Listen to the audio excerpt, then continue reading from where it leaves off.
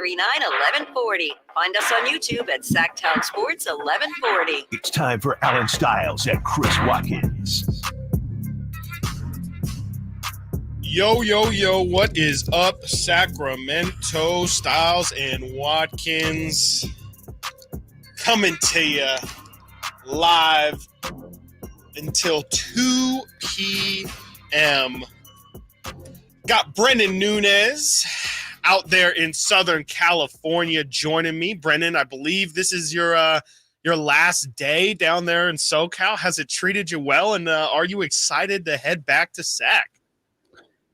Yeah, I'm doing all right. I do. There's a chance I miss the last final portions. Not there's a chance I will miss the last final portions of the show to catch a flight back home to NorCal, Sacramento area, and doing all right. It's been an all right time. Good. Well, I'm sorry it hasn't been the best time of your life, but it is still summertime, so you can come home and enjoy the Sacramento weather. I think it's getting reasonable these days. I think we're finally under 100, so you'll at least be coming back to not boiling hot weather. Speaking of boiling hot, the Giants are already playing. They had I believe it was a 9:30 first pitch, and Bob Melvin's already gone. He already got ejected in the first inning for a terrible strike three called on newest San Francisco Giant, Mark Canha. That game is currently in a rain delay, so who knows when that one will pick up. I believe it is still 0-0 after one inning there. We also have the Olympics going on. The battle for the gold medal match is about halfway through the third quarter right now between France and Germany. This game has been a great one so far. I believe I just saw that Germany has pulled away just a little bit, but of course, France being the home country with their fans behind them. Oh, no, I'm sorry. France is actually pulled away. They are up 13 right now in the fourth quarter. Definitely have the crowd behind them is what I was going to say. And speaking of behind, for those watching on the YouTube audience, you can see we have the wonderful Jemias Ramsey sitting behind me, which usually sits at Brendan's desk. And I thought, he brought it in the studio the other day. I figured I'd bring it in as well. And we start off today's show with how we have started every show this week and how we will continue to start the shows until we finally get some sort of resolution.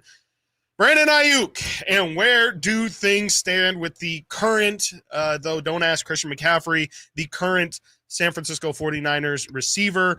To this point, the San Francisco 49ers have yet to be satisfied with the Steelers' offer and would like a receiver in return as a part of the trade. That is from The Athletic. According to Adam Schefter, George Pickens, along with tight end Pat Freiermuth, are not on the table at all. Those would be the most likely candidates for the Niners to actually feel like is a decent return. Pittsburgh is not giving up on George Pickens for Brandon Aiyuk. Pittsburgh is not giving up on Pat Freiermuth for Brandon Aiyuk. Certain things are not realistic. That is a direct quote from Adam Schefter of ESPN. So there you go, ladies and gentlemen. The update is there is really no update yet again. This thing has continued to get to standstills. They'll pick up momentum at some points throughout the day, and then it feels like everything comes to a screeching halt when push comes to shove. I guess we'll just start it here.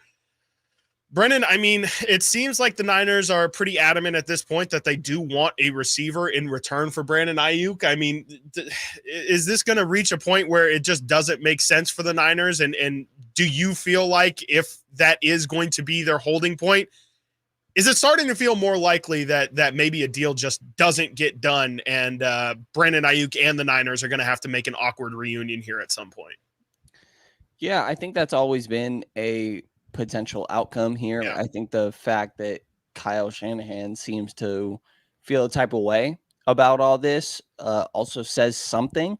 If you don't want to be here, meaning San Francisco, then I understand your coach not necessarily feeling like maybe you shouldn't be here either.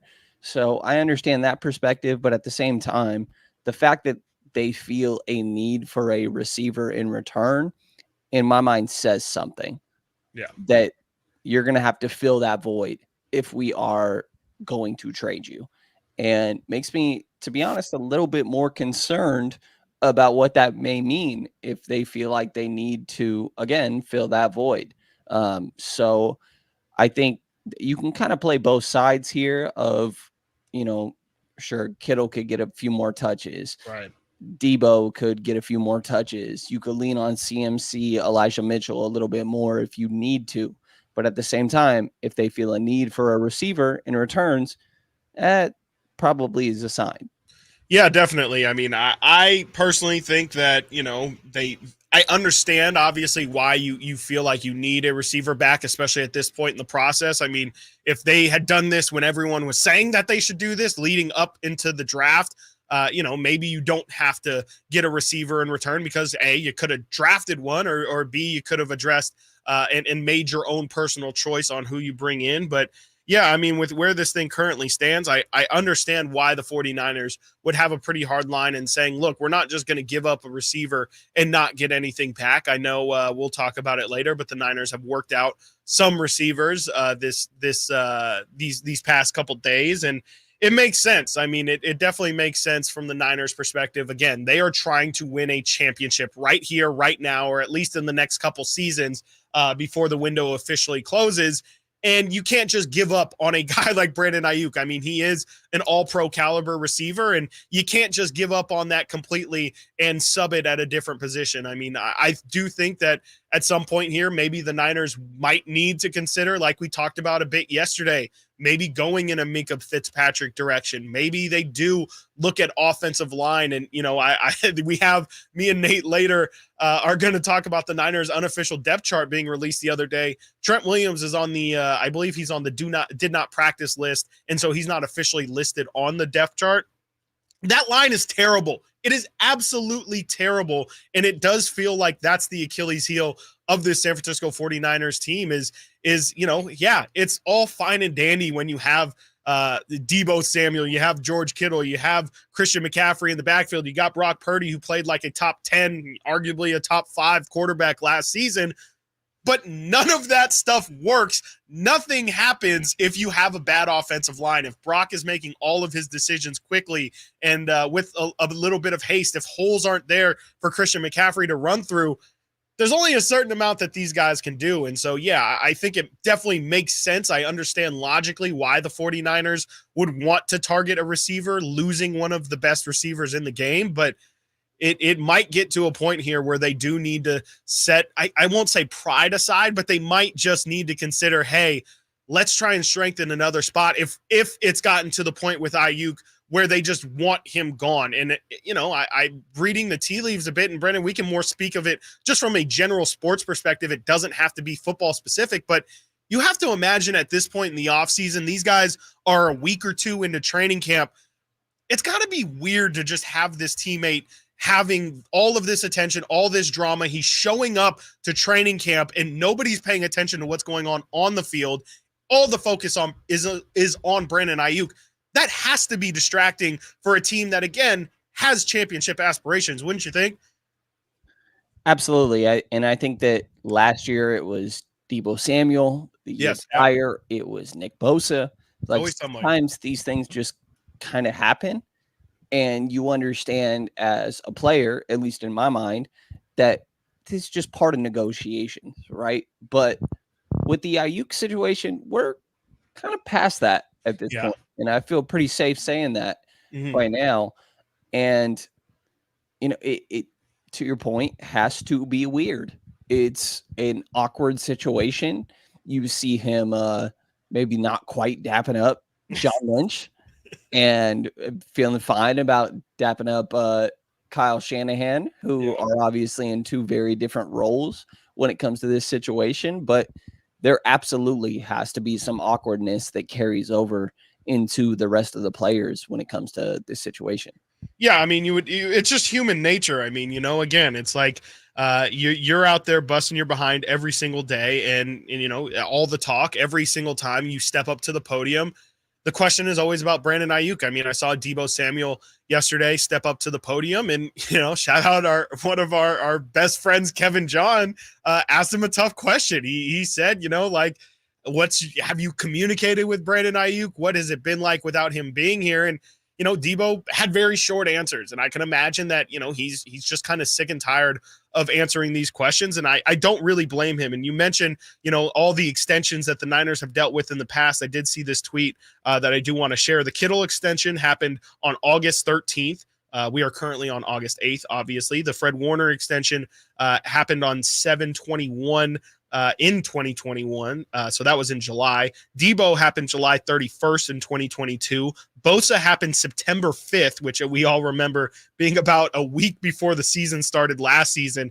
And then Brandon Aiyuk, as we sit here on August 8th, still has yet to have a deal signed. So in a way, you're right. Like, this is kind of what they do, but this one just feels a little bit different. It feels a little bit more contentious than the other ones. And I think that's the thing that's made it feel like, where the other ones, Bosa, realistically, I think it was brought up, okay, should they trade Bosa if he's not going to be willing to sign a contract? But this one feels a little bit different and feels like it's at a different inflection point than those other ones. Coming up next, we are going to preview the entirety of what we got going on here. We got a ton. You don't want to miss the show that we have locked up for you here. You got Brendan Nunez. You got myself, Chris Watkins, right here, Stiles and Watkins, Sacktown Sports. On the move? Got somewhere to be? Take Sacramento Kings basketball with you. The Sacktown Sports app will let you stay connected to your passion. Never miss a moment of Sacramento Kings basketball with the Sacktown Sports app. I'm Ken Korak with your Green and Gold Report, brought to you by Xfinity Mobile. Connect to the most reliable 5G network nationwide. Well, with the A's starting rotation in flux for much of the year, left-hander J.P. Sears has been a constant. In fact, he hasn't missed a start going back to the beginning of last year. And when he beat the White Sox to begin the A's most recent homestand, that meant the A's had won 6 of his previous 7 starts. And during those 6 wins, his ERA was 1.73. Want to save on some of the biggest names in streaming on the network made for streaming? Now through September 21st, get 150 megabit Xfinity internet for 12 months with a 1-year contract. And for just $15 a month, add the new Stream Saver. That includes Peacock, Apple TV Plus, and Netflix for just $35 a month. Switch at Xfinity.com today. Restrictions apply. Requires paperless billing and auto pay to store bank account. Equipment, taxes, and fees extra. After promo, regular internet rates apply. Currently $54 a month. Actual speeds vary. Stream Saver requires Xfinity internet or TV, and price subject to change.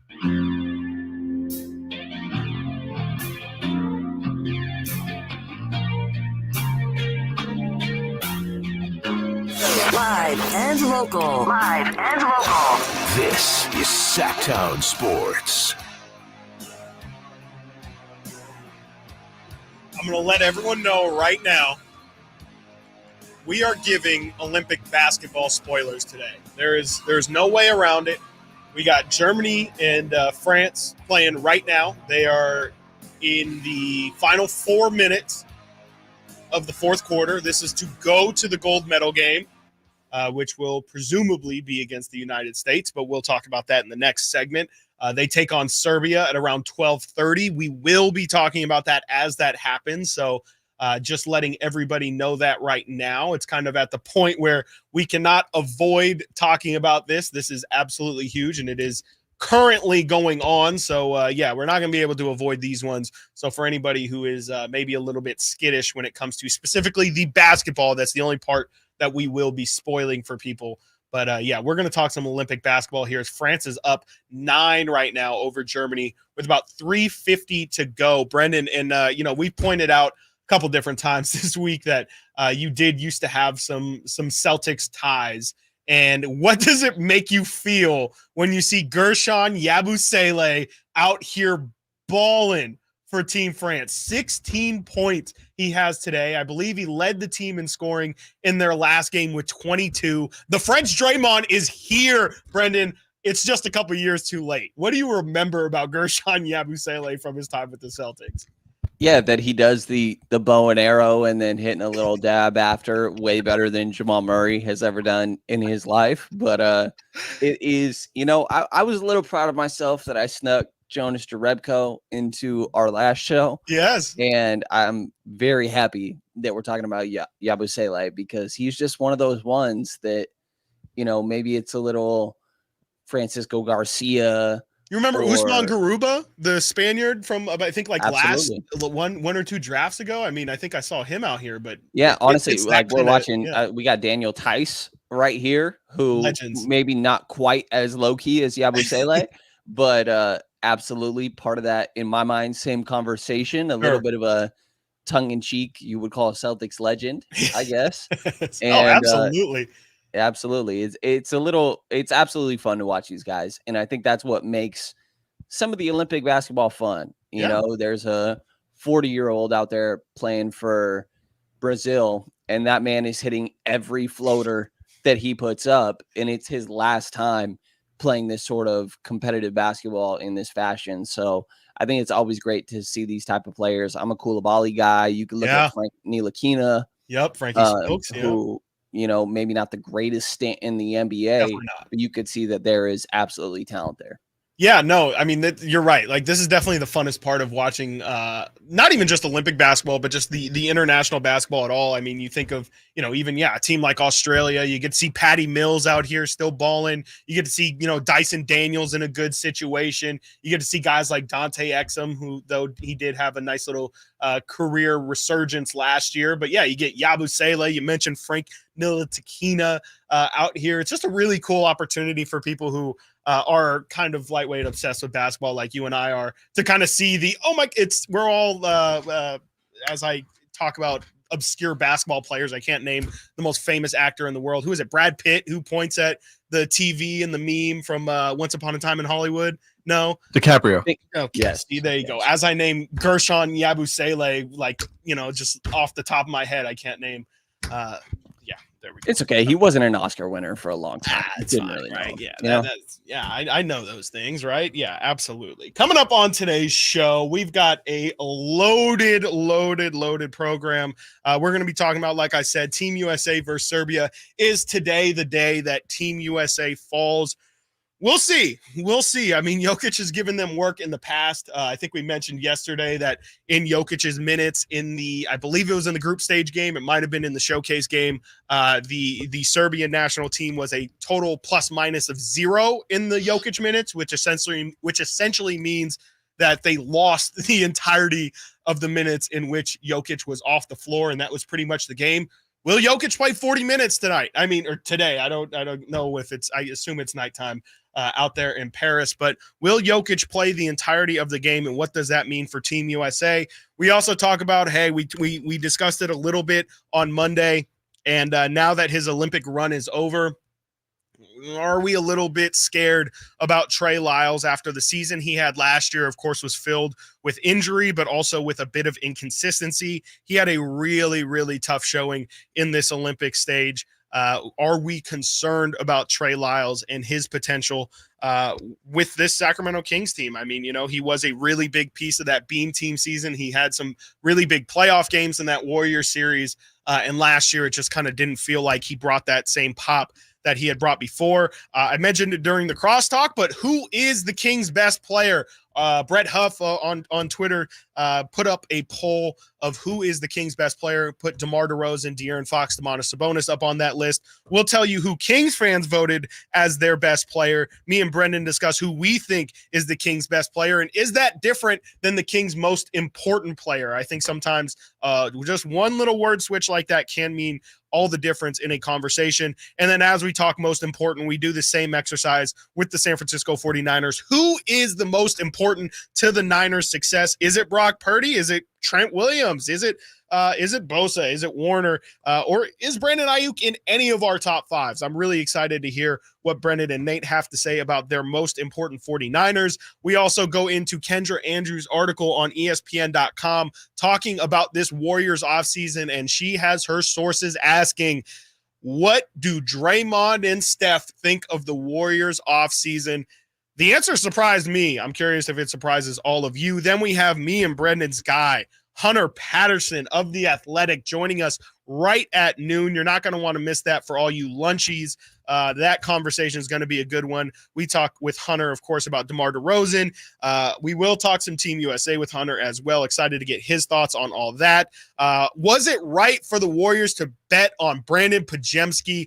I feel like my feelings are well documented on pods, but me and Brendan, A, I'm going to get Brendan's thoughts on Brandon Pajemski, but B, was it right for the Warriors to essentially hitch their wagons to Brandon Pajemski and, essentially tie the success of the remaining Steph Curry years to Brandon Pajemski? We'll talk about that. Will De'Aaron Fox represent Team USA in LA in 2028?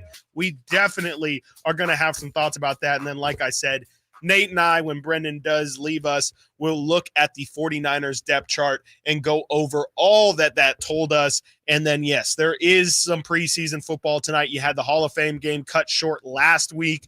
You have 2 games in action tonight. Me and Nate talk about that and just about the NFL preseason in general. We have a loaded show for you today. Don't go anywhere. Me and Brendan are going to be right back in a couple minutes here to talk about Team USA and if today is the day that they fall to Serbia. You're listening to Stiles and Watkins right here, Sacktown Sports. You never know what you might hear when listening to a Sacramento Kings game. Out of Keegan, going for another triple. Man, is he feeling it. Keegan, can he do it? Yes, there's number 11, Keegan Murray. Keegan steps back.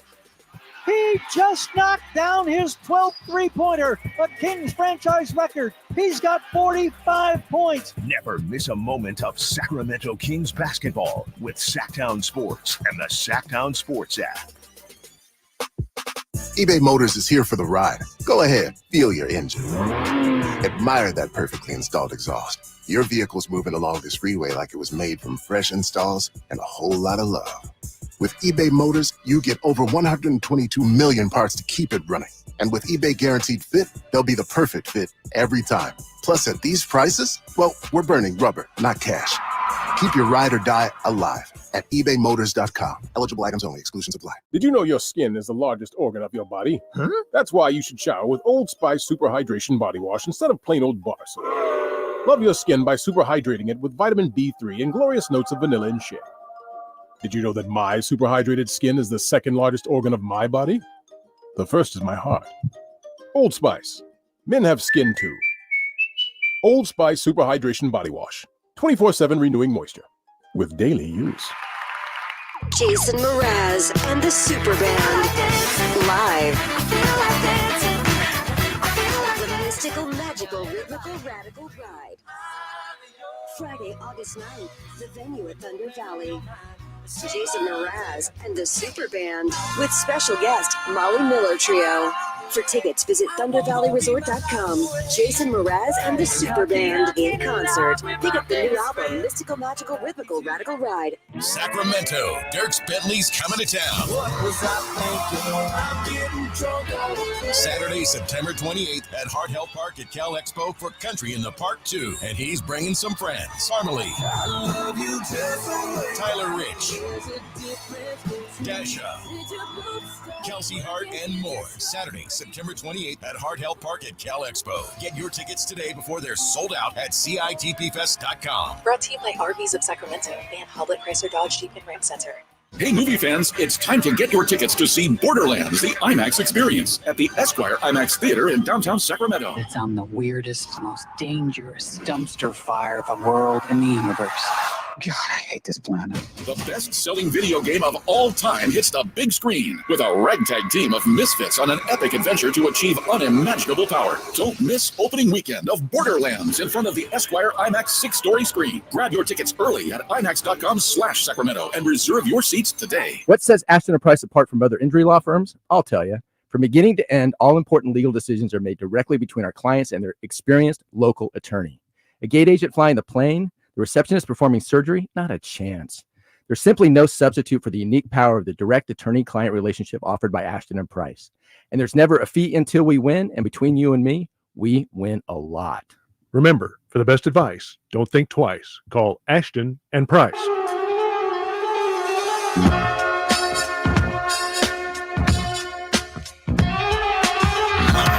Sacktown Sports. Check us out on YouTube. Search Sacktown Sports and subscribe.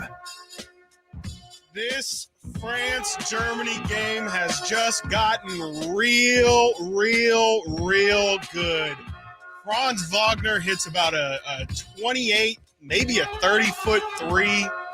I think it was about 28 because if I'm not mistaken, the FIBA line's a little bit shorter. He hits a 3 to bring it within 2 with about 30 seconds to go. France on their next offensive possession swings it around. Wemby gets it. He swings it out to the outside. It gets swung all the way to the corner. Nick Batum for 3. We know how that goes. That was a brick and a half. And then Franz Wagner gets the rebound, stumbles, falls out of bounds with 12 seconds to go. France up 2 with the ball over Germany. They have called a timeout. They are in the huddles. Brendan, first and foremost, right before this gets back to action, I know you were big on Franz. I was massively high on Franz Wagner. Did you ever think Franz was actually going to be as good as he is right now in the league? To be honest, not to be that guy, I've had my misses. I loved Franz. Yeah. The exact way that you said. And I will never get over the fact that the Kings lost the coin flip. Yes. By the way, tied with the Chicago Bulls, Orlando Magic, who were giving their pick to Chicago in that draft as part of the Vucevic trade.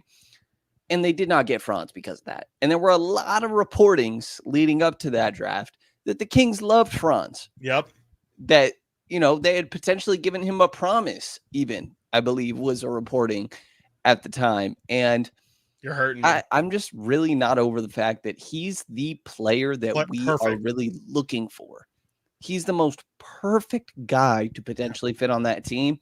And I think the other day, Monday, Friday, whatever it was, I talked about the butterfly effect of Gordon Hayward's injury.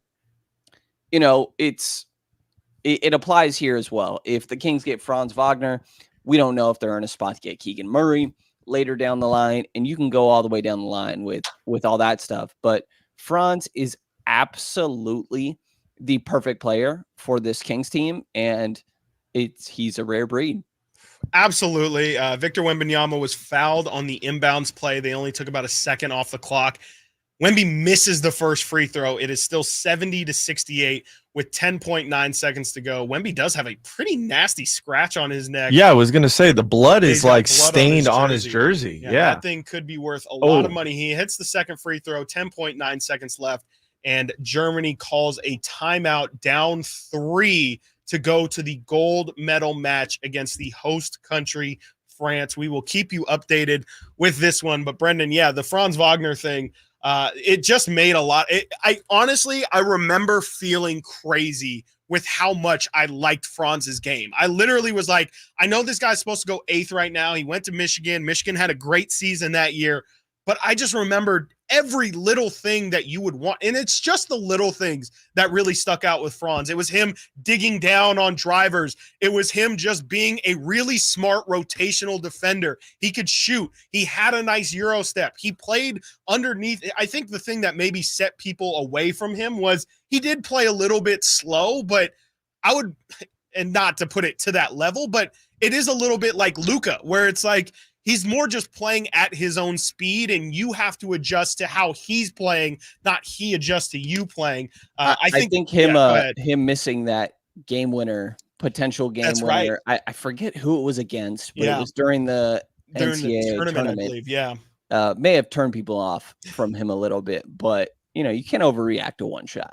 No, definitely not. And I think the hope was from the Sacramento standpoint. Of course, now we know what he is, but in the way that, Alan wonderfully coined the term dull Swiss Army knife for Harrison Barnes, I think the thought was that Franz could literally actually be the Swiss Army knife. He could be somebody who pretty much whatever you needed him to do, he could bring to the floor. And I shouldn't be surprised that he is the player that he is in the league. And, I don't mean to talk about him like he is some top 25 player, but to me, he seems like the kind of guy who projects to be an ultimate third option. Maybe even, I think he could be a second option on a title team, depending on how he continues to develop. But I see some of the traits there that could really make you excited for a guy like Franz Wagner. And when you pair him next to a guy like Paolo Banchero, I mean, those are going to be two forwards that you're going to have to deal with for a long time. I mean, are you a fan of or how big of a fan, I should say, are you of what Orlando has built out there?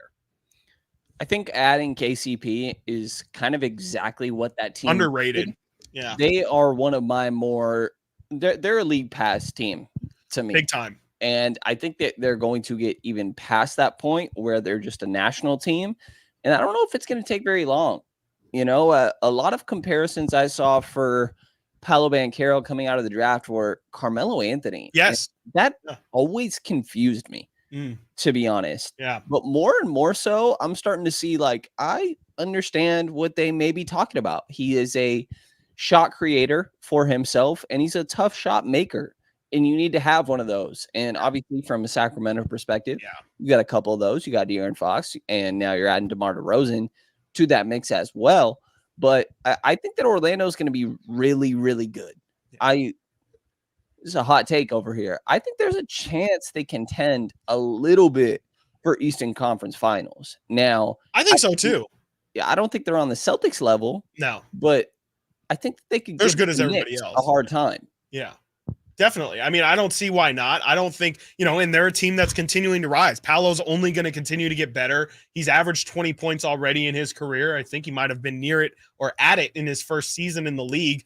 I don't see any reason why they couldn't do it. I mean, especially with the size that they present, it's been a problem for the Sacramento Kings specifically, but you could definitely see how that would be a problem just for the league across the board in general. They still have Jonathan Isaac. They re-up his contract as well. If he can stay healthy, there's no reason why you can't add him to that starting lineup as well, even though he's been great off the bench for them as just kind of like this defensive super sub.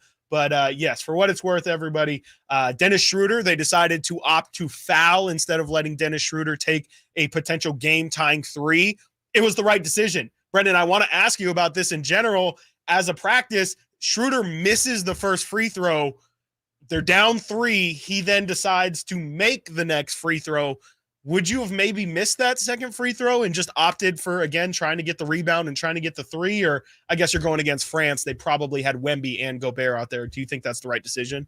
Yeah, I mean, you probably, if it is very much last shot that you're going to get as Dennis Schroeder throws it up from half court and misses, and France takes the win, the whole crowd goes freaking crazy. I can't tell you how much I enjoy hearing just the fact that this is all taking place in Paris. Pretty dope.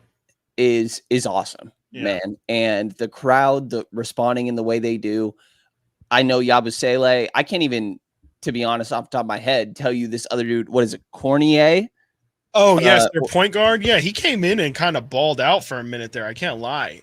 Yeah, to be honest, I had no clue who this man was. And Cordinet, I believe. Yeah. He is cooking. He's going to be a national hero, as he should be. Yeah. And France, I think I said previously that I thought that Canada was the best competition. I clearly was a little wrong there. And France is making a run for this. And the fact that they have the backing behind them and everything makes this just an awesome moment, to be honest. But when it comes to the free throw, I think in that situation, Schroeder's probably right. You still have 15, 20 seconds or so time on the clock. At that point, probably make it and lessen the deficit as much as you can and see where you can go from there. Yeah, and it clearly didn't end up mattering. France does win by 4. And as you mentioned, the crowd goes absolutely insane. And this is definitely just on the France point. This is a really big opportunity here for Victor Wembanyama to have an absolute just stamp on his legacy. If he can win a gold medal in the Paris Olympics over potentially Team USA or over Jokic, that is a really, really big individual hurdle that he can get over. And of course, like you said, for saying or over Jokic, it Team could USA is look. beating Serbia, Let's get into it, Brendan. Look, let's get into it. That game tips off at 12:30. You have Team USA against Serbia here. You got these two teams have played twice already. Team USA obviously has came out on top both times, 110-84 in the showcase game. No, I'm sorry. That was in the group stage game. And then in the showcase game, Team USA blew them out as well, 105-79. Steve Kerr had this to say about going up against Jokic. He says, "We can't get lulled to sleep because we beat them twice," sending a warning to his team. He says, "Does Jokic play 40 minutes? What else do they have up their sleeve? We have to be prepared for anything." So Serbia and Jokic and Bogdanovic, that chemistry that team has in general doesn't scare you at all, Brendan? Absolutely not. Okay. Absolutely not, because you can't name me 3 more players on that team. Philip Petrusev. Okay. That ain't doing nothing. King legend. He starts for them. Cut for a reason. Yeah. That's all I got to say. Their depth you ain't wrong. is nowhere near close. As like Tyrese Halliburton is not even playing for this team. Yeah, rightfully He's so. getting garbage time minutes. Yeah. I watched garbage time yesterday as well in that game. Their garbage time lineup is up there with some of the best. They'd still be the best lineup in the NBA. For sure. It's not close. And they whooped Serbia previously. Honestly, I expect them to do the same. I mean, I don't see why not. I mean, again, they do have the most talent out there of anybody else, like you said. I mean, I will just take your word for it. I'm pretty confident that like you said, the reserves and even the garbage time guys can probably present a pretty difficult problem for the rest of the Olympic groups. But looking at Serbia, they have also struggled in general when it comes to this Olympics so far. They have not necessarily dominated how you would think a team with Nikola Jokic should dominate some of this other competition.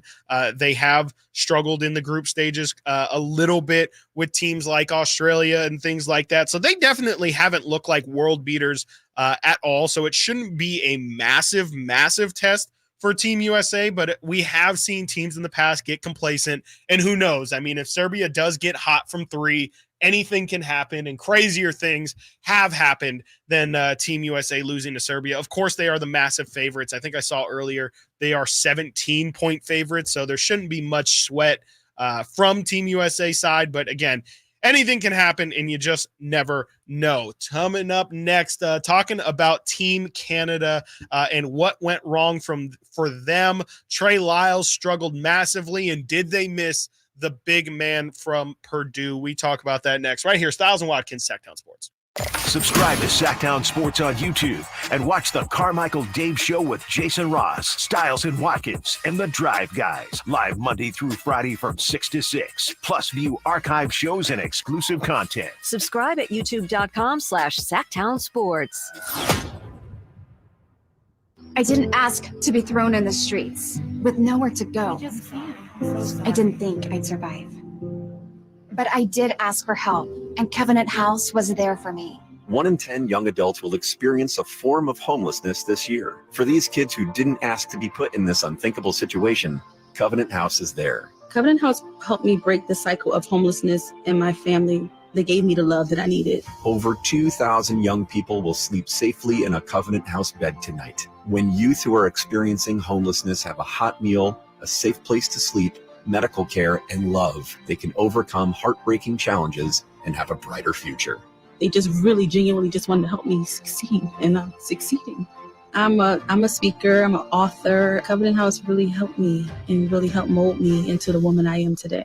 If you or someone you love is asking for help, go to safeplacetosleep.org today. Ooh, ma. What was that? That is business phone bliss with the Ooma Cloud phone system. It handles all our voice, video, and messaging needs. You sound very calm. I am. Ooma has everything I need to run my business more efficiently, like virtual receptionist, call routing, and video conferencing. And it starts at just $19.95 per month per user, plus taxes and fees. Ooma. Nice. Find your business comm at ooma.com/radio. Febreze. As a rideshare driver, I love keeping my car smelling fresh and clean. So when I'm driving, I only trust new Febreze car vent clips, now with 3 times greater scent control, because it's that little touch that sets me apart. I can turn the intensity down for subtle freshness, or I can turn it up for when I want lots of scent. So whether it's set to low, medium, or high, with new Febreze car, I know my car's going to smell amazing, which keeps my driver rating right where it belongs. Picking up, Oscar! La, la, la, la. All right, get ready for an incredible lineup of live music and events with the Sacktown Sports live events calendar. Jason Mraz is at Thunder Valley on August 9th, and don't miss the Truckee Music Festival on August 9th and 10th, featuring Kip Moore and Sublime. Then rock out with the Mick Adams Stones Tribute on August 15th at Thunder Valley. And get ready for Michael Franti at the Backyard in Sacramento on August 23rd.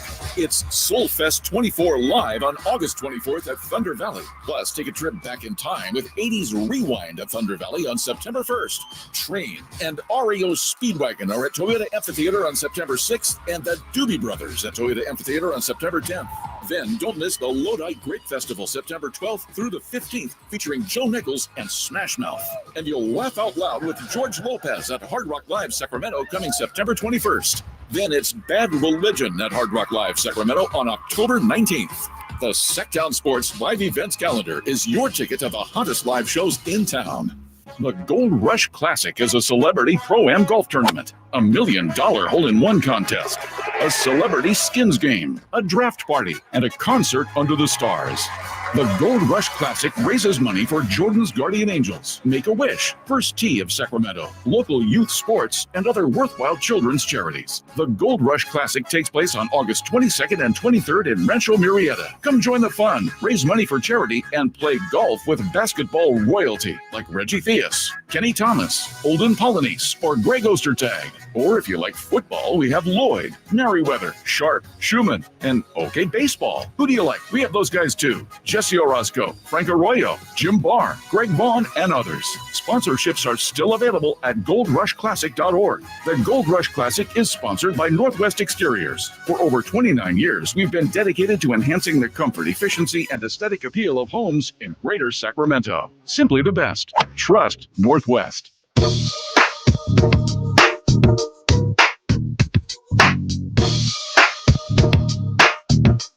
Sacktown Sports. Call or text at 916-339-1140.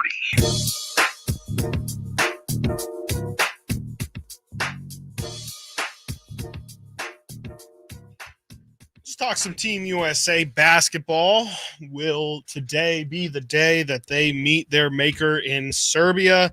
Brendan sure doesn't think so. I definitely don't think so either, but there is a chance is all I'm saying, and I don't want to be on Cold Takes Exposed, so I'll leave the window open quite a little bit, not too much. I mean, of course, with the talent that they have, it should be no problem at all, but you just never know. You never know in these kind of things.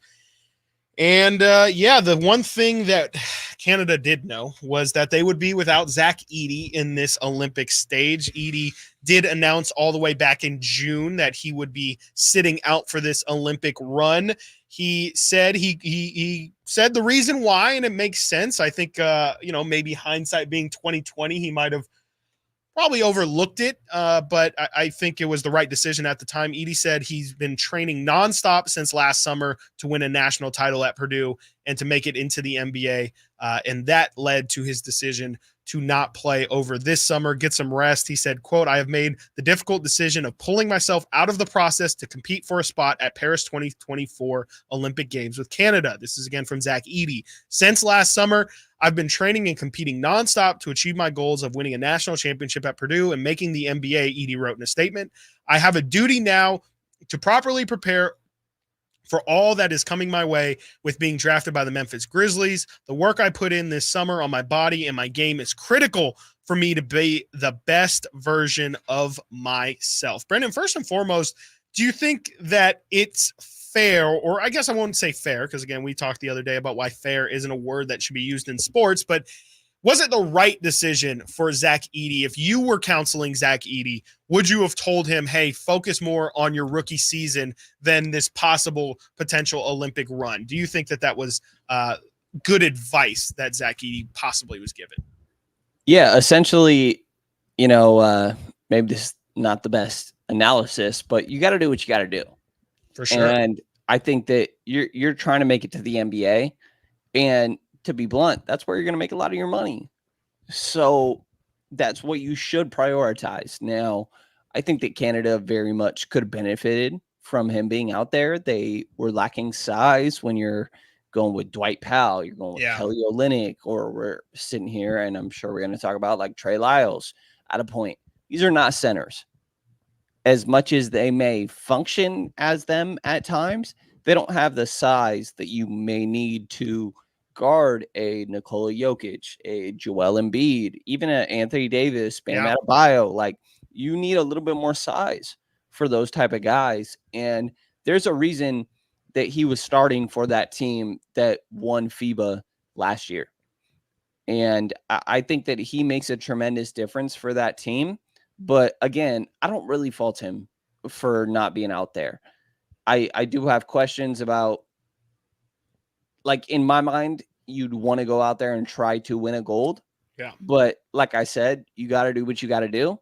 And the NBA is where you're making your money.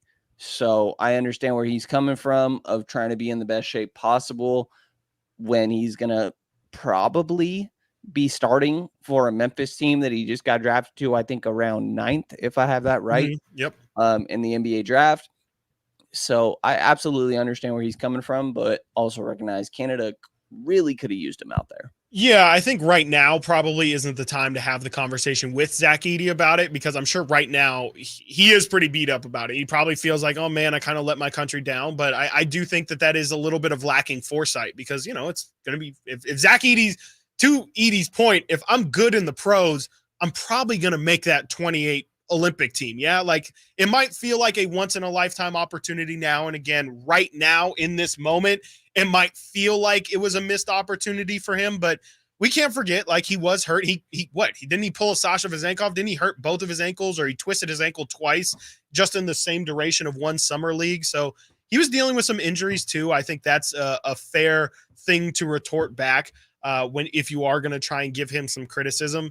It makes sense to me. I mean, you know, your rookie season is incredibly important. You wouldn't want it ruined essentially because you felt the need to go out there for 5 games. And yeah, obviously a ton of civic pride plays a factor into it. I get it. I understand it. But like you said, you do need to think about the entirety of your whole career here. And, you know, a gold medal, yes, it's incredible. It would be great for Zach Edey, I'm sure, the person and his family and all that stuff. But realistically, winning a gold medal isn't going to feed his family for the rest of his life. He has to make sure, to your point, he's got to make sure that he's going to be an NBA player first. And I don't think we've ever actually gotten your thoughts on Zach Edey. How did you feel about him as a prospect? And like, has it changed now that you've seen some summer league games and, you know, you now know exactly what situation he's walking into?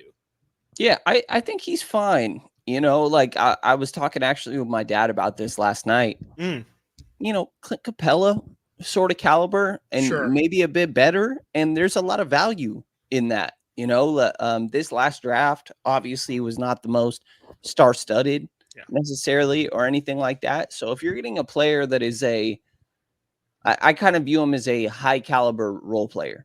And there's a lot of those that are very needed. And the Kings absolutely need more of those guys. You know, not necessarily at the center position where Edey may be, but there's a lot of value in that. And I think that's what kind of Edey slots into. They clearly have a void after trading Steven Adams, who I believe is on the Rockets now, if I got that right. Yes. And I think that he can fill that hole. And again, a lot of value in that. And there are points that really make a difference when it comes to Edey. We're going to talk about screen assists the same way that I'm forgetting his name, Lockdown host loves to talk about Rudy Gobert back when he was in Utah. David Locke. Yes. I thought you were talking about our guy Matt. I love Matt. Are you really just playing Matt like that? No. You know, I'll do Matt dirty. Random locked on host. I can't remember, you know, but not gonna do that on air, I guess. But yes, I think he can fill that Steven Adams void that Memphis has in a very important way, because that was a big time guy on their team. Screen assist, like I'm kind of joking about, get laughed at a little bit, but there's a lot of value in that. And I think that Edey can provide that finish shots when he needs to and rebound. Yeah, and last note before we move on to Trey Lyles and his stint with Team Canada on the Grizzlies front, do you kind of feel like Jaren Jackson falls a little bit into that Anthony Davis mold where they probably are centers, but they don't really – I mean, I guess Jaren Jackson functions less like a center than AD does, but do you feel like those two and more so specifically focusing on Jaren, do you think he's better at the 4 than at the 5?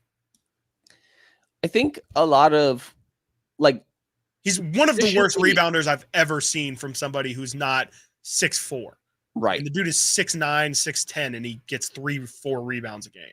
For sure. Positionally, usually I try to look at it as like, who can you guard? right? Right. A lot of it is defensive. But I think that when you're talking bigs, there's an aspect of the offense that needs to factor in even more so. And I think the fact that he shoots as well as he does and not just knocks it down, but gets him up. Yeah. There's decent volume there as well. Makes him function okay as a 4. It's a similar conversation to like Miles Turner. Sure. Yeah. You know, and I think that he can function as a 4. If he's more ideal as a 5, I think is kind of TBD at this point to be determined. But for the most part, I understand why they may put him at the 4. And more often than not, you want to have as much size and length as you can on the floor. So if you got, 7 whatever, Zach Edey out there and Jaren Jackson right next to him, you're probably going to be a little better defensively. And Jaren Jackson plays well enough offensively and spaces the floor on that end as well that you're holding up on that end too. Yeah, definitely. And Jaren definitely falls into the Chet Holmgren, Evan Mobley category for me for ideal fits next to Domantas Sabonis. When you talk about the things that Sabonis really lacks, Jaren Jackson does provide a lot of those things that would help massage some of the things that I think people have problems with Domantas Sabonis. Moving on to Trey Lyles, Brendan, you actually tweeted this out a couple days ago after the final game for Canada. Trey Lyles so far, or actually it's not so far, it's his entire Olympic performance now that it is over. Versus Greece, he played 14 minutes. He was 0 of 2 from the field. He had 3 rebounds, 0 points. Australia, 7 minutes, 3 points, 1 of 3 from the field, no rebounds, 1 assist.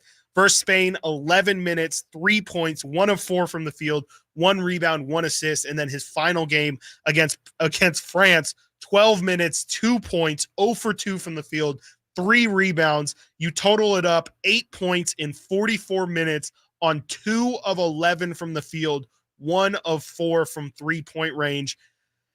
And this is coming off the heels of, frankly, I would say a disappointing season from Trey Lyles. You look at the numbers and they pretty much are identical to what he had the previous season with Sacramento. But again, I would just say it didn't feel the same. And I know, that's not really hard-hitting analysis, but just it didn't feel like he had the same impact coming off the bench that he did in that first season.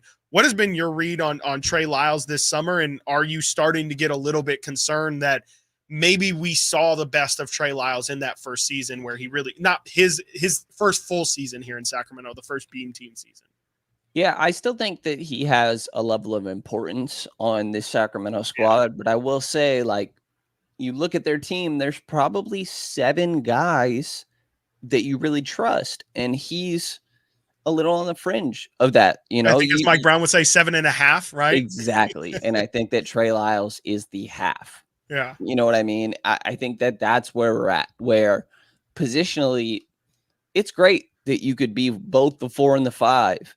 It's also on the other end of that, a little concerning that we don't know exactly what your best position is. I thought positionless basketball is supposed to be good now.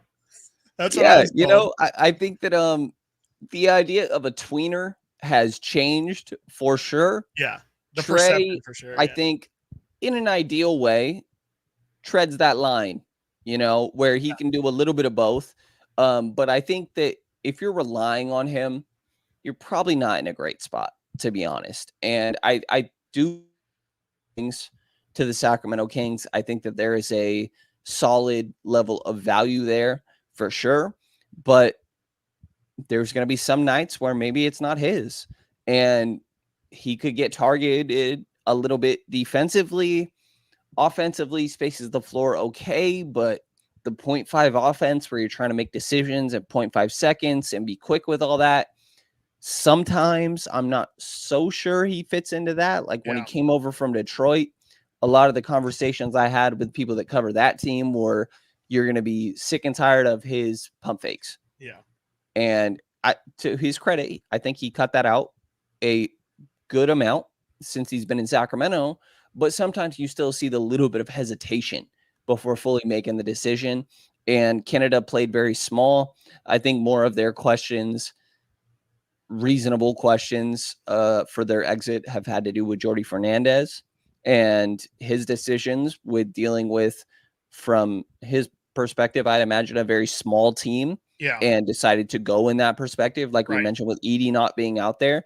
So I get where he's coming from, and it was a tough spot situation for Trey to be in, but absolutely you would have preferred him to be more efficient during his time out there.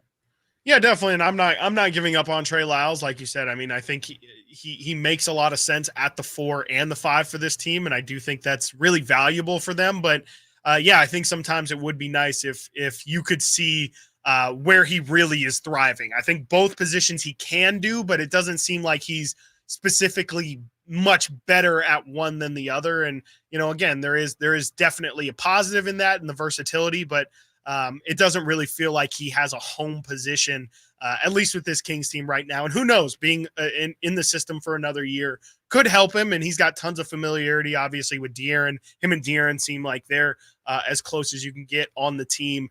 And I don't really have a lot of fear. I think Trey Lyles still is a good player, and if he's put in the right situations, can thrive. But just a little bit concerning that it feels like it's been a while since we've seen Trey Lyles play at what I think a lot of people would say is his best basketball. Coming up next, we are going to break down who is the best player on this Kings team. We're going to get Brendan's thoughts. We're going to get my thoughts. And then we're also going to ask the question if there's any different list for the most important King for this upcoming season. We talk about that next. And Draper's biggest crush right here on Sacktown Sports, Stiles and Watkins. What's the missing piece for the 49ers? Which names will they add during free agency? Whether it's in season or off season, the coverage never stops. Get the latest 49ers news on Sacktown Sports and sacktownsports.com. Tommy! I can't wait for golf this weekend, huh, buddy? Time flies. Love you, man. Oh, don't forget your knee brace again. We aren't in college anymore. Moments together matter, so help protect yourself from RSV. If you're 75 or older or 60 plus with a chronic condition like asthma, COPD, heart disease, or severe diabetes, you're at higher risk of landing in the hospital from RSV, and there are no prescription RSV treatments. Check eligibility and schedule your RSV vaccine at vaxassist.com. Sponsored by Pfizer. This is the story of the one. As head of maintenance at a concert hall, he knows the show must always go on. That's why he works behind the scenes, ensuring every light is working, the HVAC is humming, and his facility shines. With Grainger's supplies and solutions for every challenge he faces, plus 24/7 customer support, his venue never misses a beat. Call quickgrainger.com or just stop by. Grainger, for the ones who get it done. If you've been on the American River, it's uphill, it's downhill. There's trails everywhere that you can walk, and it just makes you happy. And I couldn't walk, and it was terrible. I was turning into a real crab. I went to the Good Feet store, and I tried on the arch supports. I could not believe that I was not in pain. I can walk, I can run, I can jump, I can do anything. My name's Terry, and that's my Good Feet story. The Good Feet store in Sacramento, Roseville, and Vacaville. I'm Ken Korak with your Green and Gold report, brought to you by Xfinity Mobile. Connect to the most reliable 5G network nationwide. Well, with the A's starting rotation in flux for much of the year, left-hander J.P. Sears has been a constant. In fact, he hasn't missed a start going back to the beginning of last year. And when he beat the White Sox to begin the A's most recent homestand, that meant the A's had won 6 of his previous 7 starts. And during those 6 wins, his ERA was 1.73. Want to save on some of the biggest names in streaming on the network made for streaming? Now through September 21st, get 150 megabit Xfinity internet for 12 months with a 1-year contract. And for just $15 a month, add the new Stream Saver. That includes Peacock, Apple TV Plus, and Netflix for just $35 a month. Switch at Xfinity.com today. Restrictions apply. Requires paperless billing and autopay to store bank account. Equipment, taxes, and fees extra. After promo, regular internet rates apply. Currently $54 a month. Actual speeds vary. Stream Saver requires Xfinity internet or TV and price subject to change. Lead generation is one of the most important aspects of any marketing campaign. Let us help you identify your target audience and market your products or services to them. Go to aimyourdigital.com today. aimyourdigital.com. KHTKAM Sacramento, KYMX HD2 Sacramento. Take it on the local level. Live and local, 6 a.m. to 6 p.m., Monday through Friday. From the Power Business Technology Toshiba Studios, Sacktown Sports.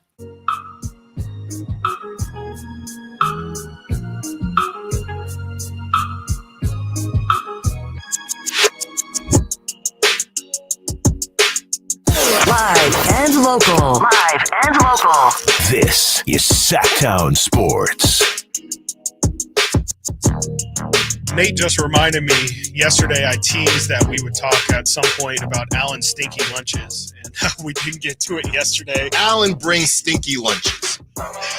Maybe Nate and I can get to it later today after Brendan Nunez leaves us. Brendan is joining us until about 1 o'clock, and then at that point we're going to play it by ear. Brendan has joined me. He joined me yesterday, Monday, last Friday. He'll be joining me tomorrow as well to wrap up the week in studio. Excited for that. And just excited in general to kind of inch closer and closer towards the sports season, the sports calendar getting back underway. Of course, you have baseball going on now, but it's going to start getting into the thick of it, really start getting into those pennant races. You got football, like I said. You got a couple preseason games going on tonight. You got Niners and Raiders in action on Saturday for preseason. And you got the WNBA kicking back up. I saw they are starting to host their players that are not in the Olympics right now. Saw Caitlin Clark is back in Indiana practices and things like that. So excited to get the sports calendar back underway. And as I teased before the break, yes, who got that right? I believe it was somebody on the Snapchat, somebody on the Sack Chat. Yes, Family Schlegel got it right. As I teased, Kyle Draper's draft, not even draft crush, just Kyle Draper's crush. I swear I've heard this man bring up this guy 4 different times already here. John Collins has been a name that Kyle Draper cannot keep out of his mouth. The forward who is currently playing for the Utah Jazz was previously with the Atlanta Hawks. I think a lot of people were excited for the Kings to potentially be a John Collins suitor when he was being shopped out in Atlanta. Hasn't had much talk since he joined the Utah Jazz. He had a whatever season last year. Definitely wouldn't get you more excited about adding a guy like him. Maybe even just solidifies him being the kind of guy that I kind of thought he was, which is just a really non-impact player, but can put up some numbers, and maybe in the right situation, you can find John Collins helping your team win basketball games. Brendan, just in general, what are your thoughts on John Collins? Yeah, I think that he would definitely add to this Kings team. I think that there is a bit of rim protection there as well, more than what people may initially realize. Obviously, block per game for his career. Yeah, I think does okay in that aspect. I think that there is obviously some spacing as well that he provides. We talking about the difficulty of finding the ideal forward next to Domantas Sabonis, and John Collins might be close to that, where I think that, like I said, provides some rim protection, also spaces the floor, cuts well on the offensive end, which obviously important when you have a center that you run everything through when it comes to his playmaking in Sabonis. So I definitely think that he makes some sense. Now, I will add that I'm not sitting here wanting to give up a bunch for that guy. If I'm the Sacramento Kings, I think that he's a fine player. I just think it's hard for me to convince myself that he's the one, he's the fit that they need next to Domas. So I'd like it, but I'm not giving up much if I'm the Kings. Yeah, I think he's an exciting player for sure. I mean, you mentioned the ability to spread the floor. I was just looking at his numbers. He shot near 40%. He shot actually 40% one season, shot 39% the season after that. And then this previous season, he shot 37% from three. So he definitely has the ability to knock down shots. For me, the problem has always been that price range for him. He is making $26.5 million this coming season. He then also has a player option for that same dollar figure, $26.5 million player option for the 25-26 season as well. I would assume he opts into that. It's a little bit of a pricey point to pay, especially if you're the Kings and going to have to make that up in a trade. That means Kevin Huerter is absolutely gone. It probably means Trey Lyles is gone as well. And then you kind of have to worry about, like you're saying, I don't really know what I don't feel like you're getting good return then if you're the Sacramento Kings. It feels like that might be giving up too much for a guy like John Collins, who hasn't really shown to have much trade value. He's one of those guys who was on the trade block for everybody to see for probably 2 years, and nobody ended up budging on it. So that is definitely a name that Kyle Draper is incredibly excited about. And I understand it. I'm not going to bash it at all. I think he is a solid player, but if you're hoping John Collins is going to be one of the 3 best players on this team, I just think that's probably not the guy that I would want to be the 3rd best player on the team. And let's figure out who is currently the 3rd best player on the team. I mentioned Brett Huff of Brendan's former affiliation, and I know he still has some friends over there and some good ties over to the Kings Herald. But you have Brett Huff putting out a poll for the Sacramento Kings. Who is the Kings' best player? And you had 620 votes on this poll. And in a absolute runaway, 79.2% of the vote goes to De'Aaron Fox. Brendan, first off, does that surprise you that it is De'Aaron? And then does it surprise you that it's by that wide of a margin? It did catch me off guard. Yeah. It was a wide margin just because I thought Kings fans would be a little bit closer. But I'll tell you, I was one of those votes that no question in my mind clicked De'Aaron Fox. Mm-hmm. Like I don't this I'm hesitating because I don't want this to be disrespectful to Domantas Sabonis. Okay. He is probably the most important player on the Kings team, Yeah, which I believe is a conversation that we're going to get to. Yeah. But I don't think it's close that De'Aaron is the best player. He does it on both ends of the floor. He's a very good defender, led the league in steals last year, which he will point out to you. A lot of those were on ball rather than off ball. And there absolutely is a reason to point that out. There is a lot of value in that. And offensively, who are you going to in the fourth quarter? Do you want Domantas Sabonis to try to get a bucket, or you want De'Aaron Fox to try to get a bucket? Yeah, it's not a question. And it's no question that it's De'Aaron. And sure, you got DeMar DeRozan on the team now that maybe adds to that a little bit, but it's not even close in my mind. And I know that Domas is the one getting MVP votes, and that's fine. It's the most valuable player. It's not who is the best player. And sure, those somewhat go hand in hand, but I think that everything that De'Aaron Fox can do on the floor is he can do a lot more than Domas can, I guess is what I'll say. Yeah, definitely. I mean, just to help, try and maybe help the understanding of maybe what I think you're getting at, because I'm pretty sure we share the same mind on this. I would say most important, the difference between best and most important is most important to me feels more so like who is the cog that makes everything go? Who is the person who, if you take them out of the lineup, let's say they're hurt or whatever happens, things go the most awry with them out. It's not even necessarily that, they couldn't, I guess it is in a way they couldn't survive without this person the most. If they were missing, this is the one that is probably the most irreplaceable. Maybe that's the right word to use, is more who's the most irreplaceable if you're looking for more of a Domantas Sabonis conversation. Because clearly, I mean, we see how the offenses run with the dribble handoffs and everything. Domantas Sabonis, I like to say, is the North Star of the team. Everything flows and runs through him first and foremost. And that's why I think there's the argument for him being, if you want to say, the most important or the most irreplaceable. But if we're just talking about the best player, who's the one who you can be dropped, an alien comes down from down to earth and is just watching basketball for the first time ever, and you ask them, who is the most special player on the floor? De'Aaron Fox just sticks out with his speed, his scoring ability, and he also just kind of carries himself in the right way. I think, Domantas Sabonis is a very, not to say De'Aaron isn't, but he's just incredibly selfless. He is a very fiery, passionate guy, but De'Aaron just carries himself like that dog. And again, I know that's not the most analytical thing you can say, but I really do just think you watch him and you see the tools that he brings. I guess, could you say he's the most talented player, or is even that not the right conversation? I think talented is fine. I think that the speed absolutely stands out, obviously, when we're talking about all that. Finishing ability too, yeah.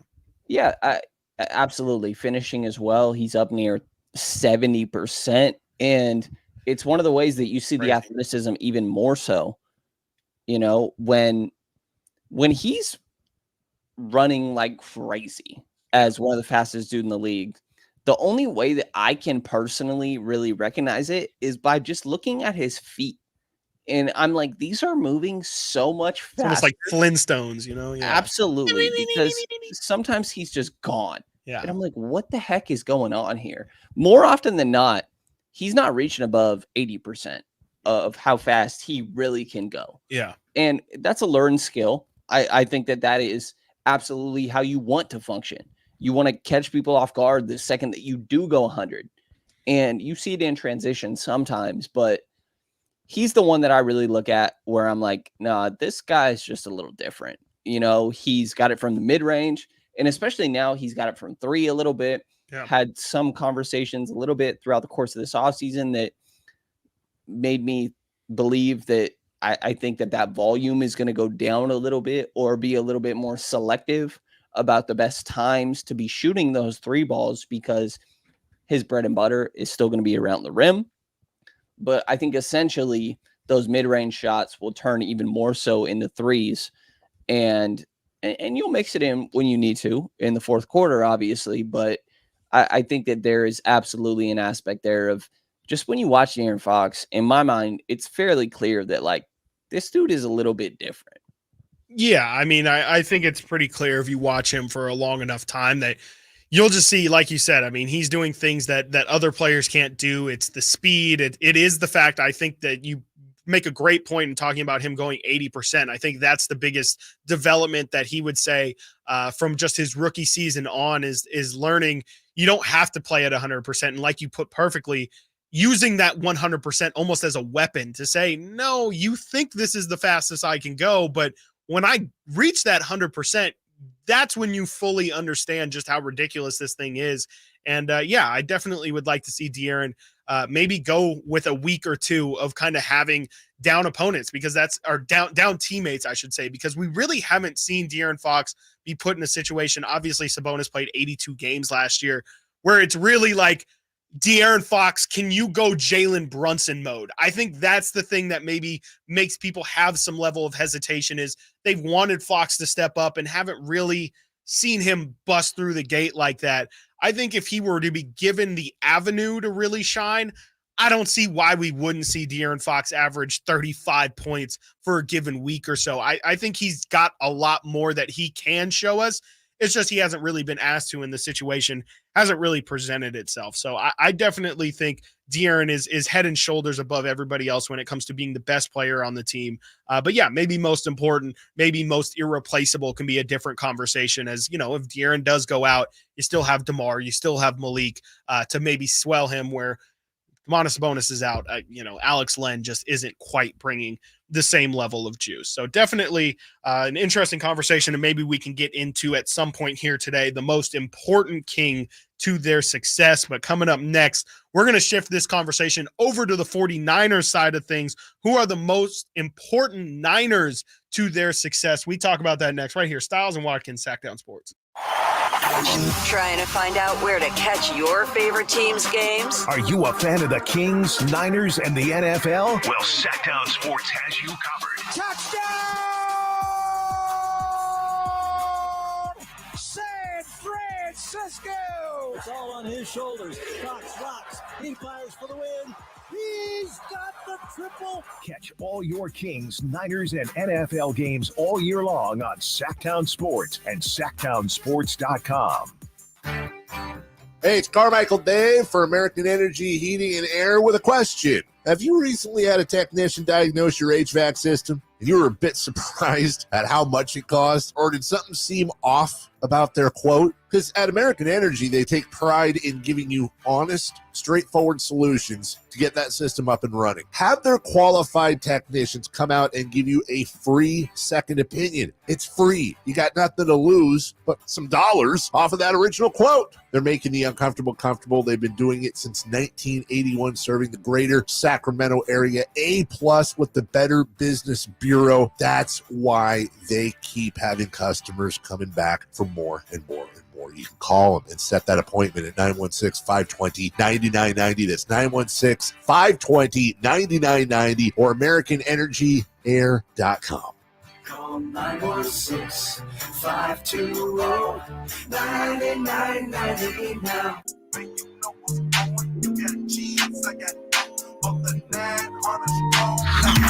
Sacktown Sports. Check us out on YouTube. Search Sacktown Sports and subscribe. I'm gonna let people a little inside here to behind the scenes. And I'm gonna actually speak directly to our sales team too. Nate and I are at least once a week, me and Nate will order some sort of food delivery system. We got to get this sponsored, man. Me and Nate do it way too often. Alan, we've talked about it before. We're not going to talk about Alan's stinky lunches right now, but Alan can make these things very, very difficult sometimes. He'll, ask us what we're getting, and then he won't want it, or he'll bring lunch, or if it's too expensive, sometimes he'll be like, no, I really don't want to do it. And, me and Nate, we're always down. We're probably going to do it today as well. We just got to get it figured out. I mean, we do it so often that it's just a wonderful opportunity. We're on during lunchtime, during the lunch hours. We can make it a daily thing. We can make it a bi-weekly thing. We just got to get it figured out. So anybody downstairs who is listening, if we could figure out how to help me and Nate out, because we love Sacramento Eats, and we It could, I mean, it could be a delivery service. It could be a food place. Could be specific. Yeah. It could be, I mean, me and Nate are creatures of habit. We do kind of go to the same four places every time. So the problem is, we would definitely love the same food every week. We would have no problem with it at all. Beggars cannot be choosers. This is not Chipotle, but if Chipotle wants to sponsor it, feel free. We will definitely take it. I don't even necessarily eat Chipotle, but I would.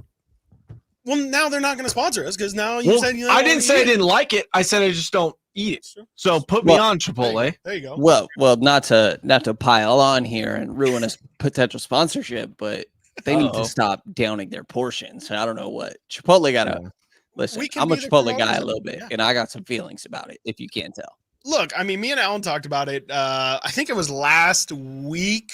Chipotle came out. I think the CEO actually came out and said that they are planning to, quote unquote, fix the portion problem. I literally got Chipotle the day before we talked about that report.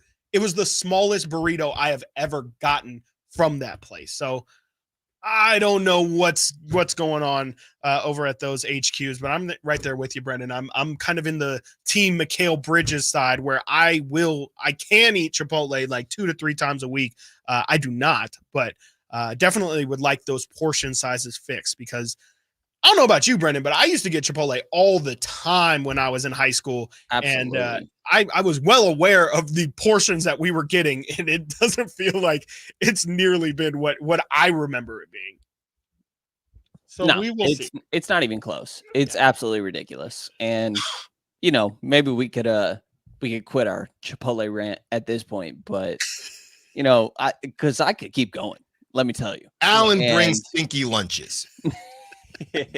And I don't think one of those are necessarily Chipotle, but they got some things to figure out, is all I'm saying. Yeah, definitely. They're a big enough company. They can definitely figure it out. And I've never seen public backlash the way that and they're not stinky either. They're so not. Yeah, not that's a big part of our, Yes, that's really one of our only requirements. Yes. Can't be stinky. Yes. Alan doesn't subscribe to it, so it's fine. It's whatever. We move on, and hopefully Alan's not listening, because he's probably really upset right now. Who are your 5 most important San Francisco 49ers? I did see the Good Morning Football crew over at the NFL Network do this segment, and frankly, I kind of didn't like any of their lists. If I knew any of the people on that show, I would give you each and every individual selection that they made, but frankly, I think I know Peter Schrager, and that's the only person on that show that I'm aware of. And so, we'll just say that there were a couple of those lists that did include Brandon Aiyuk and Deebo Samuel, some that didn't at all. I think there was one list that didn't include Brock Purdy at all. So definitely some variance when it came to their lists, which I thought was very interesting. And so I thought, why not do the exercise with us 3 here? Who are the 5 most important San Francisco 49ers? Why not? I'll start it. I'll kick things off with my 5. And I don't know. I mean, of course, I feel like this is the right 5 to me. Maybe you can argue 1 or 2 spots different. At number 5, I have Bosa. I think, he definitely is a huge impact player, but I just think on that defensive line, maybe it was more just the down season. Again, I've stated last year was kind of the first year that I really watched week to week 49ers, and it was probably one of Bosa's more quiet seasons, especially to start the year. So it didn't feel like he had a huge impact on the team last year. They obviously invested so much into the D-line. Didn't really feel Bosa's individual impact as much as I was hoping. I know last year it was all about the pressures and not about actually getting to the quarterback, but I would just like to see a couple more sacks out of Bosa moving forward. I think Fred Warner absolutely deserves and needs to be on this top 5. I have him at number 4. I have Brock at number 3 only because I think the 2 in front of him make his life so much infinitely easier. I have Trent Williams at number 2. I would have him at number 1, but he's not uplifting that entire offensive line. You could still have Trent Williams there, and the rest of the offensive line is going to be at fault. So I have Trent at number 2. If he could have singularly lifted up that line, I probably would have had him at number 1. But of course, I have the guy that we talked tons about yesterday. Christian McCaffrey to me is absolutely number 1. Even if you have a bad offensive line, something tells me you can figure it out with CMC. Nate, go ahead. You can go next. Are you sure? I feel like mine's a little controversial. I think Brendan should go second if he's ready. Yeah, Brendan, if you're ready, go ahead and go second. Yeah, I mean, I think that Chris made me realize I might be sleeping on Nick Bosa a little bit in this conversation. But if we're starting 5 to 4, be your personal I think that 5, I'm going Brock Purdy at 5. I think that there is a level of importance. I love his story. I think that there is, everybody wants to say, and I'm guilty of this sometimes as well, that, it could be anybody. Well, it could be Trey Lance, clearly. So there's a level of value that Brock Purdy provides. Jimmy was bad too. I mean, I know Jimmy led him to a Super Bowl. Brian Hoyer, Nick Mullins, CJ Beathard. It's been a lot of quarterbacks. And this is just, this is the Shanahan program here. So absolutely. You're not wrong there. Number 4, I'll slide Nick Bosa in there. I will say I may or may not have had Deebo Samuel there before. And when Chris mentioned his list, I was like, you right. I got to put Bosa in here. So I'll go Bosa number 4. Number 3, and I'm a little surprised. Maybe I missed it, but I don't think you mentioned this guy, Chris. Fred Warner, I think needs to be on this list. Yeah, he was number 4 on mine. He's just the quarterback of the defense, essentially. Yeah. And I think that there's a lot of importance in that. I think he's a tone setter on that end, plays the run game and the pass game very well. So I think there's a lot of value there. I got Christian McCaffrey at my 2, and I got Trent Williams 1. I'm a guy that, like we talked about previously, I like the dirty work, I guess you would say. And I think that there's a lot of value in having a good line, which is a little against the point of me maybe forgetting about Nick Bosa and all this, but I think that protecting the quarterback obviously is a big part of it. And Brock Purdy being able to do what he does is a big aspect of that is Trent Williams just providing for him in the way that he does. So in my mind, that's the most important player on the Niners, right up there with McCaffrey. All right, Nate, go ahead and give us your 5, and then we'll kind of break it down on the other side. All right, a little controversial here. 2 of the big offensive line and defensive line guys are not on my list. This is not the best player on the 49ers. This is most important. Yes, most important to their success. Yes, those are so segregated into their own little teams of whoever. So I will say, I think Trent Williams is probably the best player on the 49ers. He's not in my top 5 most important. That's crazy to say, I think, but it's so hard. It's a good problem to have when your team's just good. Yes. Right? Absolutely. Nick Bosa and Trent Williams are on my list. Number 5, Fred Warner. He's the quarterback of the defense, right? He's an on-ball guy, linebacker. Aaron Rodgers called him the best linebacker in the game. I think most people would. He was 11 on the top 100. Yeah. Fred Warner. No problems. Number 4, my man, Deebo Samuel. I know this is even still. I think he's so under. People do not give him enough credit. And if you're taking into count that top 100 list, he's what is he 27 or Bosa was 27, I think. Let's see. But we have it here. He was 30. He's so important to the scheme. He's a runner. He's not interchangeable with CMC, but essentially can be. Can be. He's doesn't get tackled. Right? I love Deebo. George Kittle, 3, almost the exact same reason. Why? Blocking, importance for the run game. This is a run-first offense for the most part. with that said, in a run first offense, the second most important player is going to be CMC. CMC is dynamic, best player of ever. Yeah. I love him. Number 1, Brock Purdy, because we've seen, Brendan touched on this point lightly, but we've seen Shanahan's offenses with lesser quarterbacks. Sure, it may elevate them, but the game's not working with Brandon Allen in there in the same way. It's not going to work. It's just not, the whole thing's not going to work. Sure. You have to compromise yourself. Brock Purdy is so talented too, and I think everyone's going to see that this year. Okay, we'll talk about our reactions to our list coming up next, and then we might also have some time to get into Kendra Andrews breaking down the Warriors offseason. You're listening to Stiles and Watkins right here, Sacktown Sports. The NFL's leading rusher plays here. A handoff to McCaffrey, walks in the end zone. Handoff to McCaffrey, takes it right down to the goal line. He does his thing again. McCaffrey goes in motion right. Backwards pass led by Juszczyk. A block there. Hurdles a man. 10-5. Touchdown! CMC! You can hear all of Christian McCaffrey's touchdowns on your home for 49ers football. Sacktown Sports. When you think of greatness on the football field, one name stands out. Tim Brown. A Hall of Famer, Heisman Trophy winner, and Pro Bowler, he epitomizes excellence.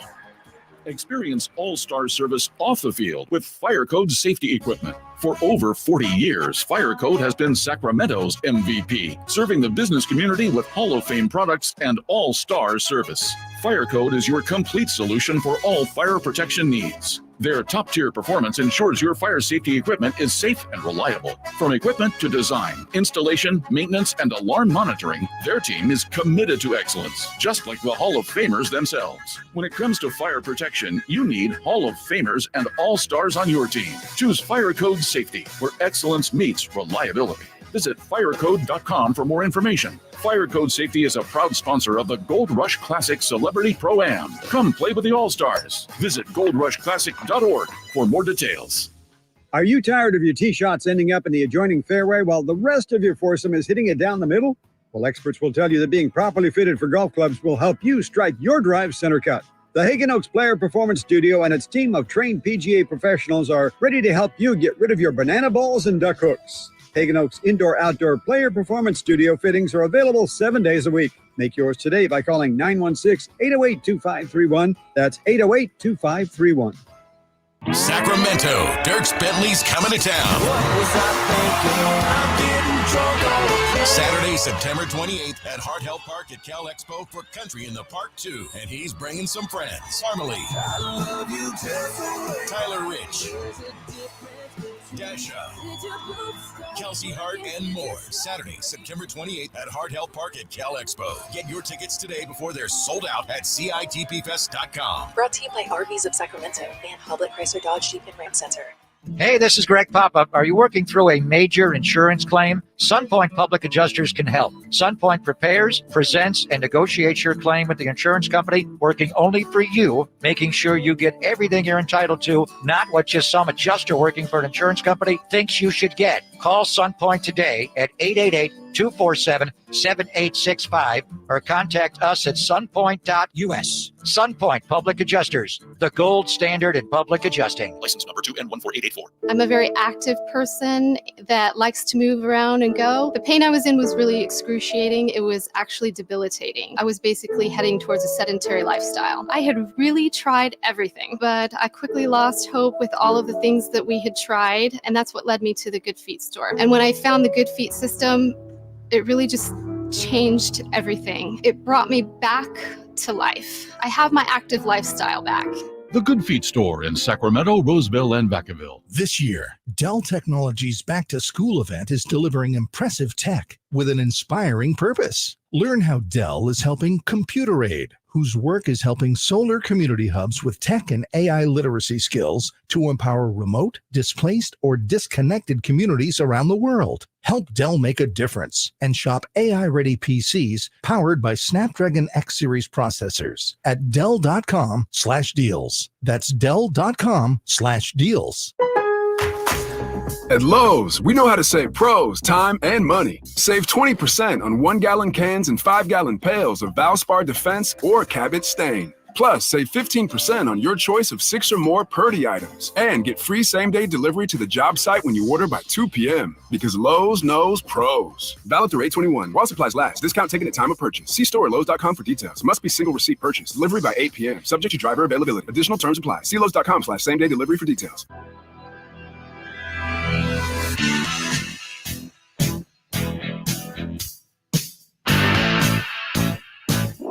Sacktown Sports. Call or text at 916-339-1140. Midge Rock in the Sack Chat puts his top 5 Niners in there. He says Purdy, then Kittle, then Bosa, then Warner, and then McCaffrey at number 5. Nate's list definitely was interesting. You're right, Nate. That definitely did lead me to the most questions was with your list first and foremost. Brock Purdy number 1. I just feel like the reason why I will say I didn't have Brock number 1 was just, yes, you make a good point. But if Brandon Allen's in there or if any of CJ Beathard, any of those other names, sure. But like Pastronaut, we'll see. But I think the question is still just like, those are all bad quarterbacks. What's the difference in him in a replacement level? That's maybe why I wouldn't have him as number 1, because I think if you put replacement level people with those other guys, and when I say replacement level for a quarterback, it's probably you're talking like Sam Darnold, like your starting quarterback out here, or what? I think that's a little disrespectful, but I was going to go more of like the Baker Mayfield, I think maybe, like a Gardner Minshew is maybe a little too low, but if you're putting him in there for, whoever you have is the 15th to 18th best quarterback, I don't know how big the fall off is there versus if you take McCaffrey and put 15th to 18th best running back, and so on and so forth. Yeah, different thought process than what I had. I was more like, hey, if we just don't have the guy who knows what's going on at the head of the snake, it's just nothing works. The train doesn't work. Yeah, no, for sure. I mean, and you're definitely probably the one. I mean, you and Brendan both are way more locked in on Niner stuff than I am. So I definitely respect both of your lists to a certain extent. Love your hat, by the way, Brendan. Looking good representing in SoCal. Straight rocking the Niners. A lot of Niners fans down there. What I'll tell you is that I've had family in SoCal, my dad's side, for a decent while. And every team I like just happens to hate Southern California teams. Whether the Boston Celtics with the Lakers, obviously, San Francisco Giants notoriously hate the Dodgers, and obviously basketball wise as well. I mentioned the Celtics, Kings fall into the same thing.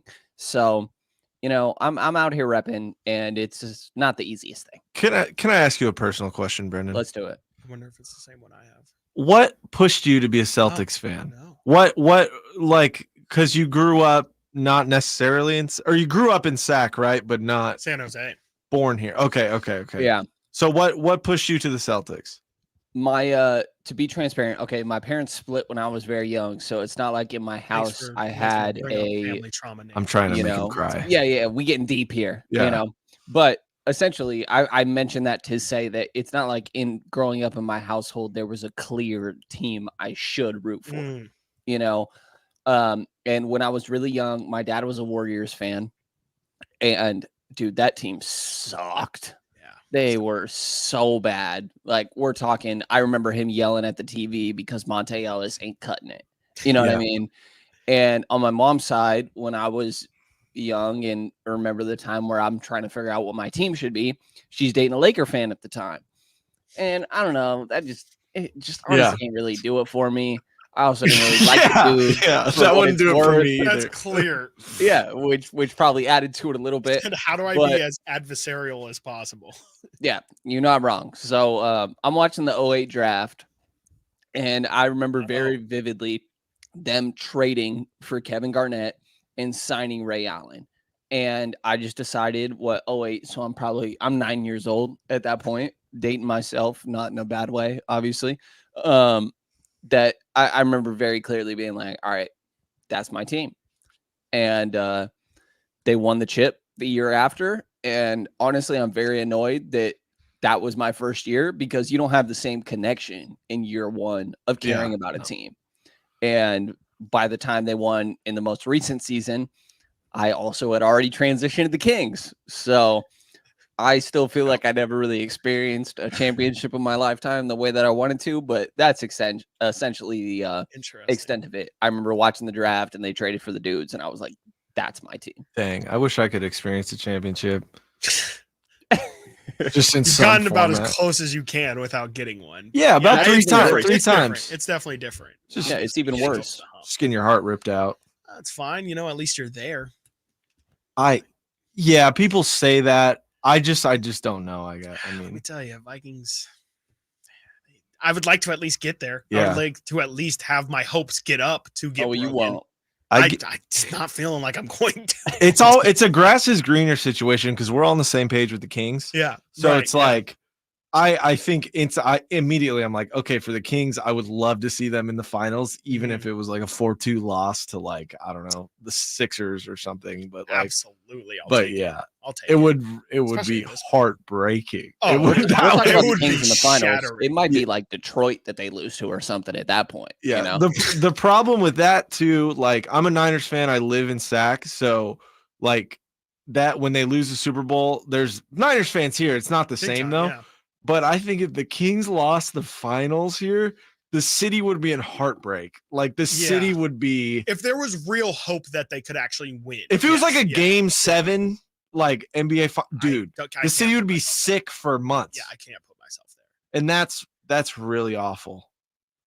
It's not great. Let me tell you, even just thinking about it doesn't make me feel super rosy on the inside. Because the lead up would be awesome. It'd The be lead up, incredible. the city would be burning in happiness. Yes, exactly. I mean, leading up to, even just getting to the finals, we're having cars tipped over. We probably have streets burned down. I mean, it would be ridiculous. There'd probably be no city to tear down if they would have actually won.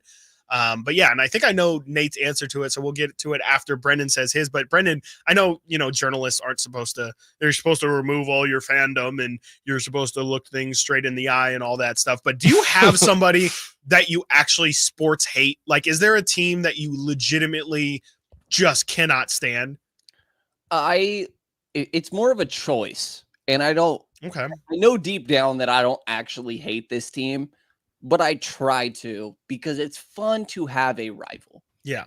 And it more often it's the Lakers and the Dodgers.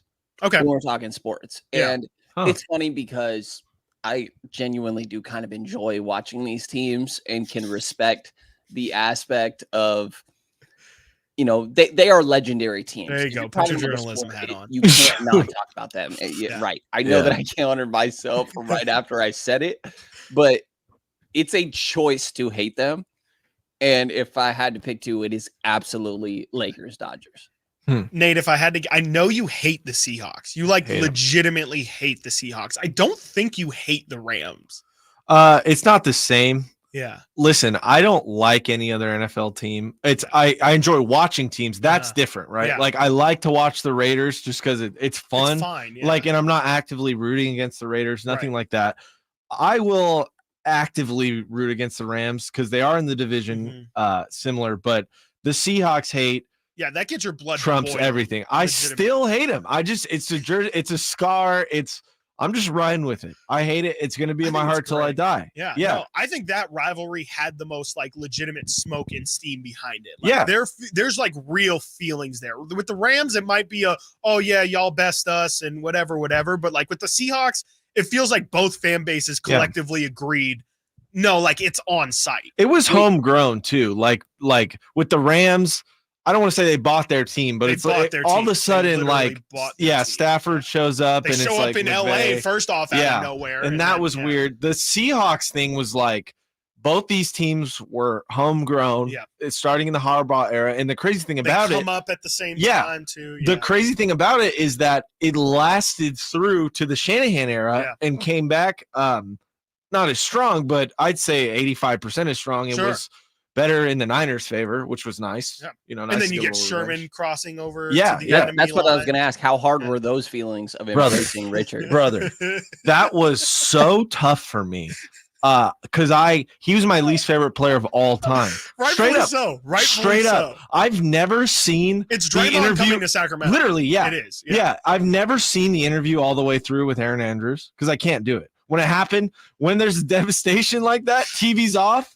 head's going through the wall, I'm screaming in my parents' house. Crabtree! Yeah. So I never watched the whole thing. I've seen clips over the past 10 years. It's so good. And I don't. Anytime I see any of that, I'm looking away. I don't care. Like it was Psychosis by Richard Sherman. Yeah. And he came back, and you know what's crazy is he's just a Niner now. He's like just, in he most is a people's Niner. eyes. He's not a Seahawk at all. Which I kind of like. Like when Earl Thomas was giving the finger to Pete Carroll on the way out. Like that was rad. It was nice to see him fall apart. When it comes to Richard Sherman, though, we're cool. We're on good terms. He seems to love the Niners. On his pod, he's talking about the Niners like they're the next hot thing. Like he's just been there his whole career or something. Yeah, pretty much. And you know what? We can remember it that way. Yeah, sure. I think that there probably is a portion, especially of young fans out there, that probably don't even know that Richard Sherman spent that many years with the Seahawks. So yeah, it's funny how those things go. And just in case anybody was unaware, I hate the Packers. I cannot stand them. And if you bring them up to me, we're not cool. And Lakers for sure. But I do think that the Warriors get my blood boiling these days a lot more than the Lakers do. But that's always it's just dormant right now. The Kings Lakers stuff, you know, it could pop up at any moment, and those feelings, like that's generational hurt that you have there. With the Warriors, it's a little fresher, and you know, who knows when Steph Curry's done, you know, we'll probably have some time to take some victory laps. It's the only Kings rival too in the past 15 years. So it's like, you know, let's embrace it. It's the only one we have. Yeah. So we'll take that one on and just be like, for me, I kind of have to feel like Brendan does about forcing himself to hate the Dodgers and the Lakers, right? Like that's kind of what you said, right, Brendan? Yeah. So I didn't necessarily hate the Warriors even when they got Durant, but it is fun to like have that rival and be like, yeah, you know what? I hate it because the fans are annoying. They're the worst. And they're Niner fans too, so I get it. Yeah. I mean, they are Niner fans. They all share the same blood, and they definitely know how to get a reaction out of me. That's for sure. And I think I'm with you there, Brendan. I do I enjoy watching. I don't like the Dodgers. Don't really like do it for me, but I do really enjoy watching them crumble every single year. And boy, do they give us a lot of opportunities to enjoy it. Coming up next, we're going to kick down the Kendra Andrews talking about the Warriors. We'll do that a little bit later in the show. Coming up next, a now former NBA player says he's glad he's not in the league. He's trying to get his shots up. We'll tell you who that is coming up next. And a former De'Aaron Fox rival is back on the court. Again, who is that? We'll talk about it next right here at Sacktown Sports. Did you miss any part of our live local shows? Don't worry, you never have to miss them again. Check out sacktownsports.com and search our podcast page and play our shows when you want. The Carmichael Dave Show with Jason Ross, Stiles and Watkins, and the Drive Guys. Plus, other podcasts like Return of the Empire, Return of the Roar, the Stingers Up podcast, and Golf to Go with Frank LaRosa. They're all available right now on sacktownsports.com. Insurance companies perform a very valuable service, but they want to keep their money. Although most cases settle before trial, it is paramount that the insurance companies know that if pressed, your legal team has the experience to take your case all the way. For 25 years, Ashton & Price has earned the reputation that if the insurance company isn't fair, we're ready to force them to be fair. My mom used to warn me, wait till dad gets home. Think of us as dad. The best part, there's no fee until we win. Remember, for the best advice, don't think twice. Call Ashton & Price. Only one radio program captures the excitement of hunting and fishing as it happens. The award-winning California Sportsman with Sep Hendrickson. Only California Sportsman takes you where the action is. Live on the water, live in the blind, and live with the top pros and experts in outdoor sports. California Sportsman with Fishing Hall of Famer Sep Hendrickson is your premier destination for all things outdoors. Sep's Saturday Morning Outdoors. Ultimate Bass and California Sportsman, 5 a.m. to 8 a.m. Saturdays on Sacktown Sports 1140. There was always a crowd gathered around our dining table when I was growing up. Hi, I'm Frank LaRosa with a word about Naturewood Home Furnishings. Everyone was welcome at my mother's table, so holidays, birthdays, and celebrations always included family and friends. I used to think I was the most popular kid in the neighborhood until I realized that my friends were really there for my mother's incredible cooking. Years later, when I bought my own dining table from Naturewood, I made sure it was large enough to make friends feel welcome. And right now, during Naturewood Home Furnishings' Dine in Style sale, you have an opportunity to find the perfect dining room furniture to help you create your own treasured memories.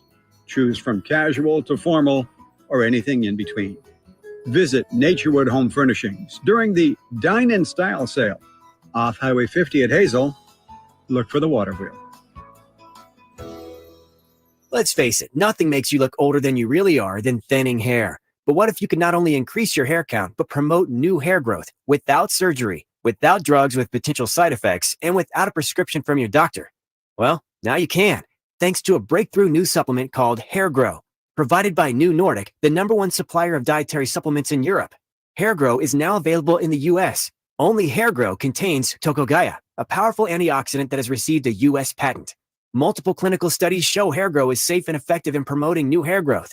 In one study, 95% of the patients using Hair Grow saw increased hair count. Don't lose more time and more hair. Try Hair Grow today to feel and look your best. Available online at Amazon, Walmart.com, and NewNordicUSA.com, or in stores at your local CVS. Look younger and feel more confident with Hair Grow by New Nordic at NewNordicUSA.com, or in stores at your local CVS. Sponsored by Xfinity Internet. Enjoy ultimate control of your home network. Personalize your Wi-Fi name and password. Assign user profiles. View and control connected devices and more with the Xfinity Internet app.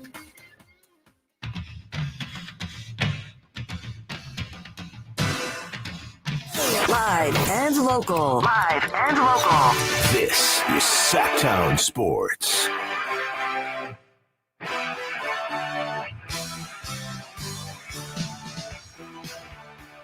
I know I said at the top of the show we were only going to do the basketball Olympic spoilers, but I got to mention this because watching on our TVs in here in the station and had water polo on, women's water polo. Shout out to the Team USA women's water polo team. They were just competing in a semifinal matchup to go to the gold medal match. Winner advances to that match. Loser obviously goes to the bronze match. And it was a water polo shootout. I didn't know it was a thing. I guess I should have guessed it was the thing. Pretty entertaining, can't lie. I would say water polo, handball, those have definitely been my biggest winners of the Olympics so far in terms of my unexpected watching experience. Learned a lot about how difficult water polo apparently is. I think Ben Ross, when he was on with us on Tuesday, mentioned he had commentated some water polo. He put me on some game. And doesn't seem like a sport that is, one that's a leisure swim sport. Definitely feels like it's about one of the most aggressive things you could do in a pool. So shout out the women's water polo team who did not win that shootout, but will compete for a bronze medal moving forward. I believe they lost to Team Australia. So shout out to Australian women water polo players out there. And shout out to Patrick Beverly, who had some interesting comments. And Brendan, I want to get your thoughts on what Pat Bev had to say here about not wanting. He didn't necessarily say he doesn't want to play for the Bucks, but I'll just read the quote and you can piece together whatever you will. Pat Bev, this was of course on the Patrick Beverly podcast, which I do not subscribe to. I'm sorry, Pat Bev. He said, quote, "I go back to a role where 7 seconds to go. Give me the ball. Watch me rock. Isolation. Step back. I get to hoop." That's what people forget about. Like, it's cool. I played a great role. I had a phenomenal NBA career while I was playing in the NBA, but I don't want to stand in the corner and play with the Bucks. So I guess he kind of does say, I didn't want to play for the Bucks. Do you have a problem with Pat Bev? And, he's not the only one who has done this before, but this is probably the most vocal I've heard someone just kind of flat out and maybe say the quiet part out loud. Should Pat Bev forego, and maybe some of this is he wasn't getting any calls and this is a way of massaging the messaging, but do you think that it's okay for a guy to maybe say, look, I don't want to be a role player. I kind of want to cook, especially in the last couple of years of my career? Yeah, I mean, you do you, but also, okay, let me start this. I love Pat Bev. I love Pat Bev, right? I subscribe to the podcast. I also really enjoy Roan, his co-host. He is pretty funny. Who decides he's a battle rapper. Is he really? He absolutely is. You should look up some of the stuff. What? Oh, I didn't know that. Legit battle rapper. Okay. And there are bars in there. And apologies if you can hear a dog barking in the back. No, it's fine. Here. You're fine. But yeah, he starts with a handful of bars about whatever guest may be coming on in that episode. His co-host, Roan, that being.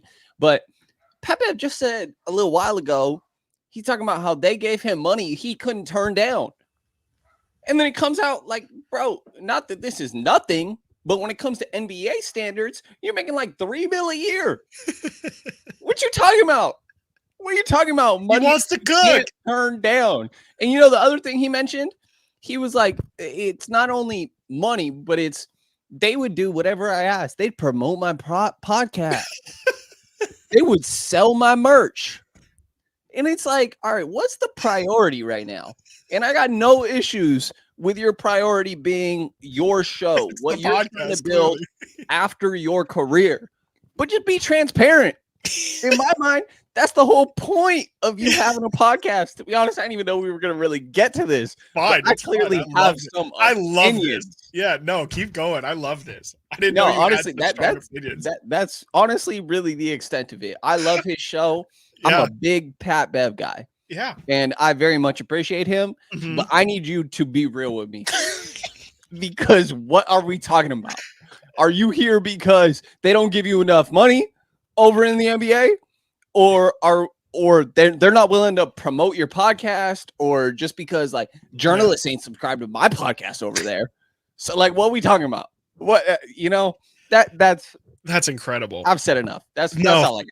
Thank you. You've said enough. That is fantastic. I was not expecting to get that level of reaction from you from that, but no, I mean, I honestly do think you're right. Like, it does kind of speak to where his priorities are at. It is very clear that the promotion of the podcast is his priority, which whatever, I'm not here to knock the hustle, but you're right. Like, don't come out here and say, oh, they gave me an offer I couldn't refuse, and then I still did refuse. Like, it's just be upfront about what it is. And I don't think there's anything wrong with saying, like Stephon Marbury, he went over to China. He was not selling any shoes over here. His shoes, if I'm not mistaken, were at Kmart or at Payless, and no one was buying them. He goes over to China and he sells a ton of them. There's nothing wrong with saying, hey, this is a big marketing opportunity for me to do.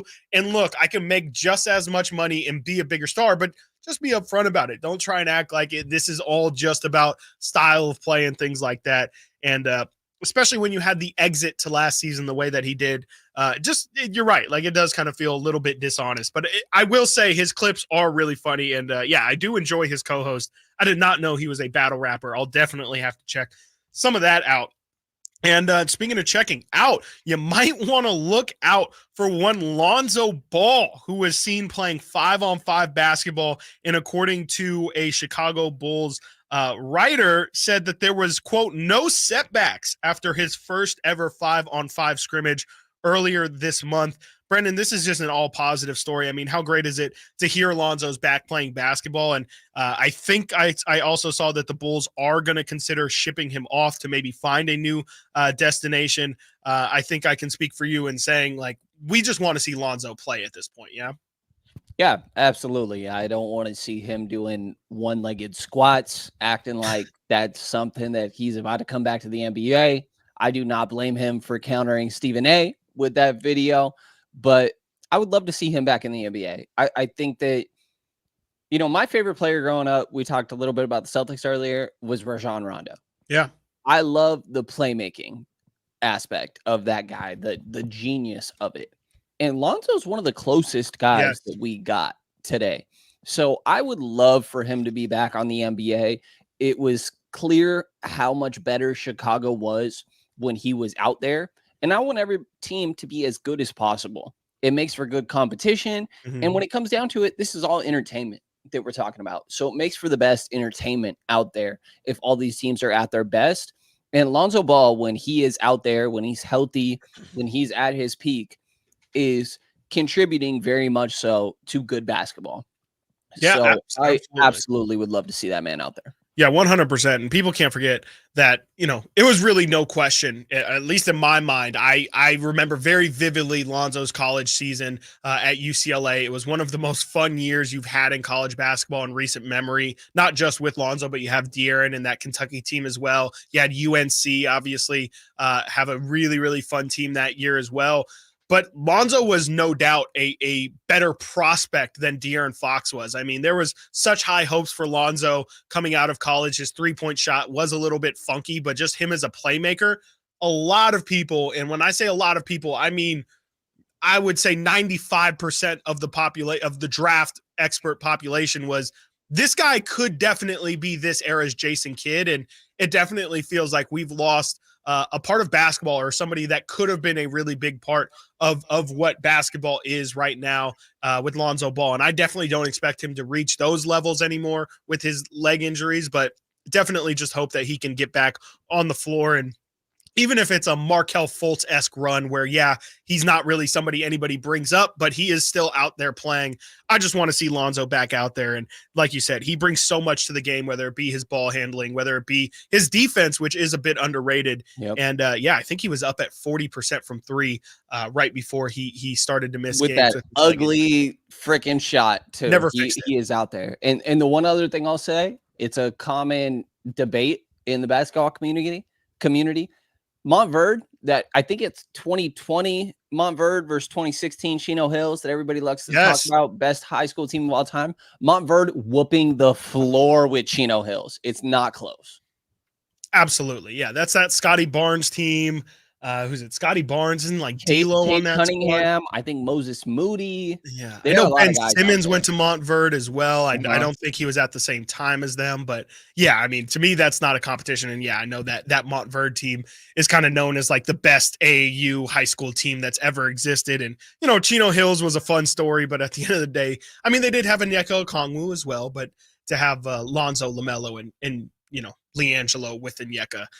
Yeah, I'm right there with you. I think Montverde has that one pretty handily had. And coming up next at noon, we are talking with Hunter Patterson, me and Brendan's good friend over at The Athletic. We're going to ask him a bit about Team USA and about DeMar DeRozan and his fit here in Sacramento. What does Hunter think DeMar DeRozan brings to this Kings team? We ask him next right here, Stiles and Watkins, Sacktown Sports.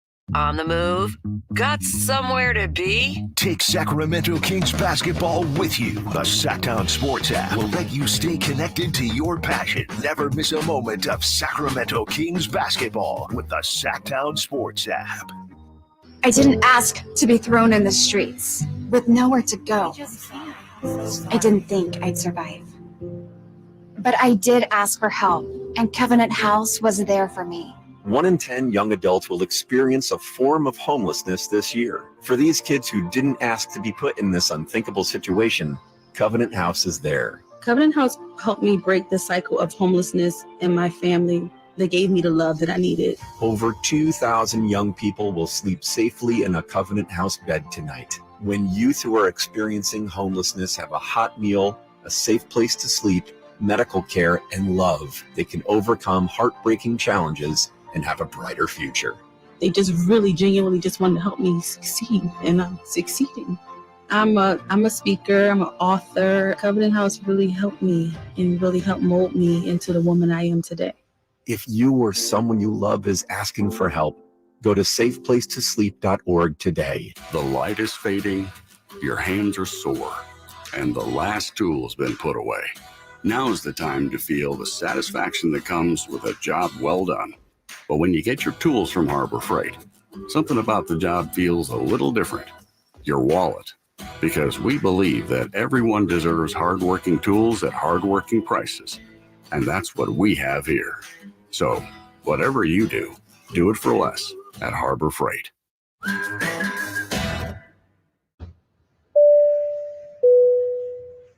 This is your captain. We are going to be experiencing some slight turbulence. Please fasten your... Oh, hold on. Just got a video of my cat. Imagine the pilot of an airplane was as confident as you are texting and driving. Seems kind of crazy when you put it like that. Visit StopTextStopWrecks.org A message brought to you by the National Highway Traffic Safety Administration, Project Yellow Light, and the Ad Council. Carmichael Dave here for Capital Casino. Sacramento summertime heat is back. And of course, Cap Casino, Sacramento's #1 poker room, wants to invite everyone to soak up some air conditioning, still with the most variety of table games in the region. And as always, the best food, best service, and the best action, conveniently located in downtown Sacramento. Capital Casino, of course, reminding everyone to please make sure you gamble responsibly. 1-800-GAMBLER. Labor Day savings now at Maida Chevy with $12,000 off MSRP on every new Silverado half-ton Turbo Max in stock after rebates. $12,000 off every Silverado LT Turbo Max at Maida Chevy with at least 5 at this price. Labor Day savings up to $12,000 off MSRP exclusively at Maida Chevy at MaidaChevy.com. Sacramento Silverado headquarters. Together, let's drive. Not available with special financing, lease, and some other offers. Must trade in 2010 model year or newer. Ends 9/3/24. Made a great deal at Maida. KHTKAM Sacramento, KYMX HD2 Sacramento. From the Power Business Technology Toshiba Studios, your flagship station for the Beam Team. Should we light the beam? Light the beam, baby. Sacktown Sports.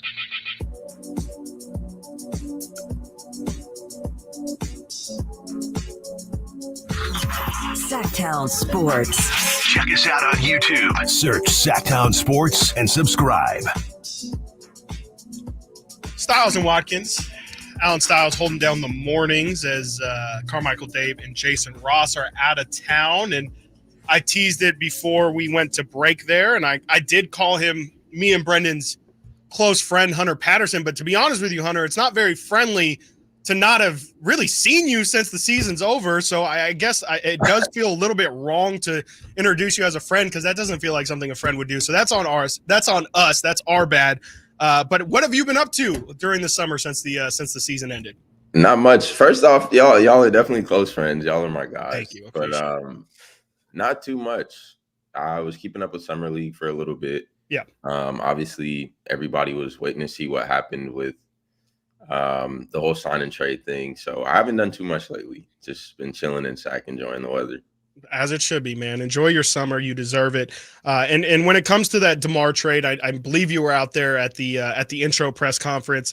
Is there anything in particular, anyone in particular, I asked Dusamo this the other day, that you feel like has to sacrifice the most in order to kind of make this DeMar thing fit? Or do you think that a lot of the questions about his fit have been a bit overblown?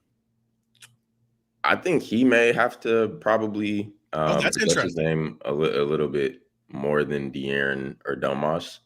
I think Domas he doesn't really require much, so it's not like he has a ton of shots to pass up. And De'Aaron is De'Aaron, so I think his role will likely remain the same. So I could see DeMar obviously still getting roughly the same amount of shots, but they just may look different. For sure. What's up, my guy? I appreciate you coming on today. What's going on? I wanted to ask you a little bit. You downplay it, but I think that you were nice. You were real nice when you played. You just casually mentioned that you're on the Oakland Soldiers out here, as if that's not a team that freaking LeBron James played on out here. And Gabe Vincent come into town, and I think he was injured for most of last season with the Lakers. That man goes out of his way to go dap you up. So clearly there's some sort of relationship there. I just want to ask you a little bit about your experience playing on the Soldiers and some of the relationships you've been able to build and guys that really stood out to you during your time with that. I was all right at hoop first off, but I never made it to like the 17s, which was like the elite of the elite Soldier teams. But my teams were a lot of fun. I had several guys on my team who went D1. Ivan Rabb played in the NBA for a little bit. That's one of my good friends. John Berkeley. Yeah. But I just remember those older teams. There was like Aaron Gordon, Stanley Johnson, Jabari Bird, Dominic Artis. There was just like a bunch of elite guys. And I remember being like at those games and how much anticipation essentially just a high school basketball game had would be pretty crazy. Do you kind of think that in general, like when it comes to the AAU scene, like it feels like it's definitely gotten, as the years go by, like a really bad rap? Like people kind of view it as like public enemy number one, more specifically when it comes to like, especially the how we kind of grow our US stars here versus now you see all the international players or all the best players in the league. Do you kind of feel like AAU gets a bad rap for it, or is it pretty justified? Yeah, I don't think AAU is as terrible as everyone wants to make it seem. I think there's like certain teams that maybe don't practice it much, if at all, but some teams do really spend a lot of time working on development and just being like a cohesive team. But I would say I think there's it's not as bad as everyone makes it seem. There's apparently like a leaf blower or something right outside of my apartment window right now, so I apologize for that. You're good. For sure. Just to pull back curtains a little bit, I very much enjoy that I'm sitting here talking to Chris Watkins and Hunter Patterson. These are two dudes that are quite literally my closest friends when it comes to all this Kings media stuff. And Hunter, I guess question I got for you is, addition of DeMar DeRozan, how open that man is feel blowing like those leaves? I'll tell you that right now. Oh, they're blowing the heck out those leaves. Those leaves are getting blown. Absolutely. How open do you feel like the Western Conference is? In my mind, it kind of screams of one of those years where, Portland makes Western Conference finals and just kind of sneaks into it. But do you feel like that's one of those years that we're talking about right now?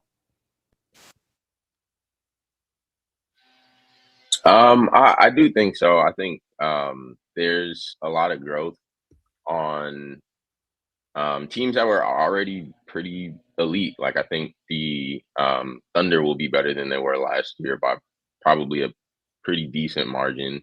I think the Timberwolves should improve, but also there's teams last year who weren't really too competitive who should now be pretty decent. I think the Grizzlies should be back in the mix. I don't think the Spurs are going to be a playoff team or anything. They could potentially maybe be like around that play-in area, but I think Memphis probably being the best case of teams who weren't really super competitive last year in the West that should be good this year. The Rockets could take a step even. So I think it could be pretty wide open in the West.